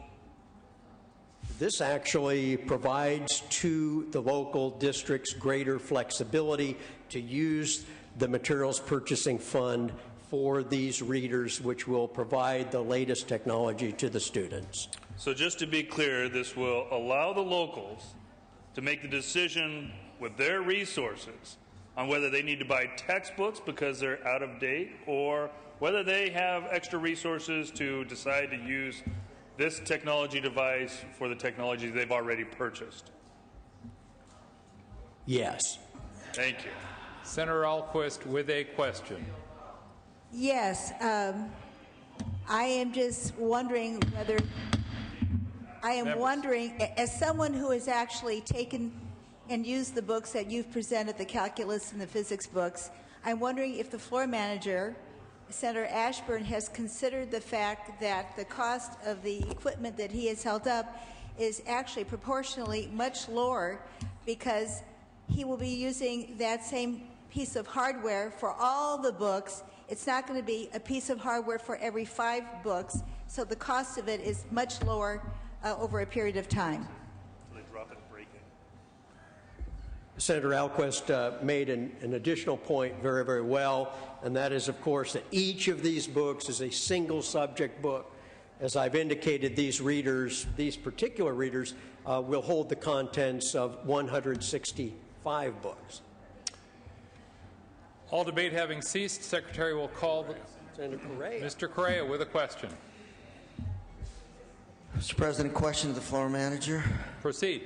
As a father of a 9-year-old, 12-year-old, 14-year-old, 16-year-old, who's had to haul them to school in the mornings and the afternoons with their backpacks full of books, have you been able to quantify the costs to their backs, injuries, of having to haul around 50 to 70 pounds worth of books back and forth from school? Senator Correa, 55% of the students in California are carrying backpacks that contain books in excess of the weight which is recommended by medical experts and the Chiropractic Association. That's 55%. As a practical matter, as a dad, and all the other parents here and grandparents, we're well aware that our students are lugging these books around.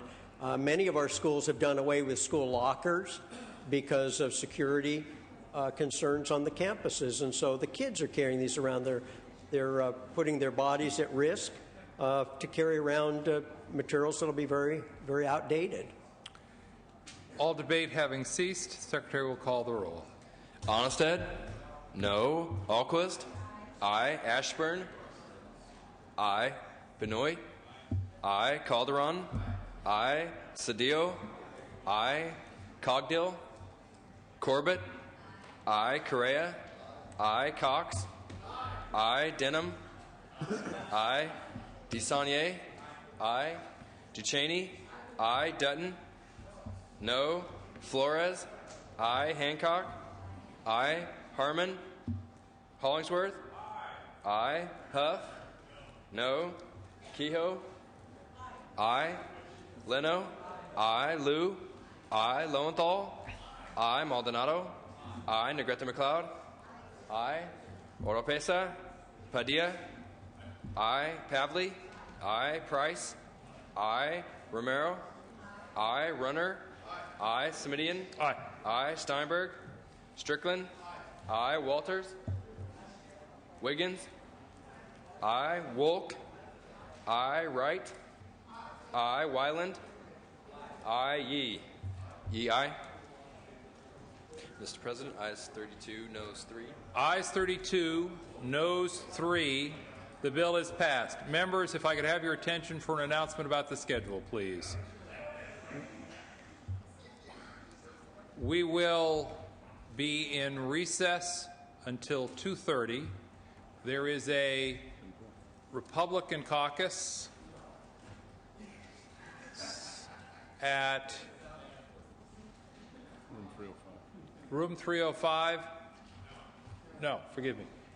Coffee shop 130, Republican caucus. Senator Flores, Democratic caucus. Yes, Mr. President, Democratic caucus members reporting to room 437 at 1:30 for a Democratic caucus. Democratic caucus at 1:30 in room 437. And members, when we return at 2:30 or thereabouts, we will pick up where we left off on our alphabetical roster for Assembly third reading. Without objection, the Senate stands in recess until 2:30.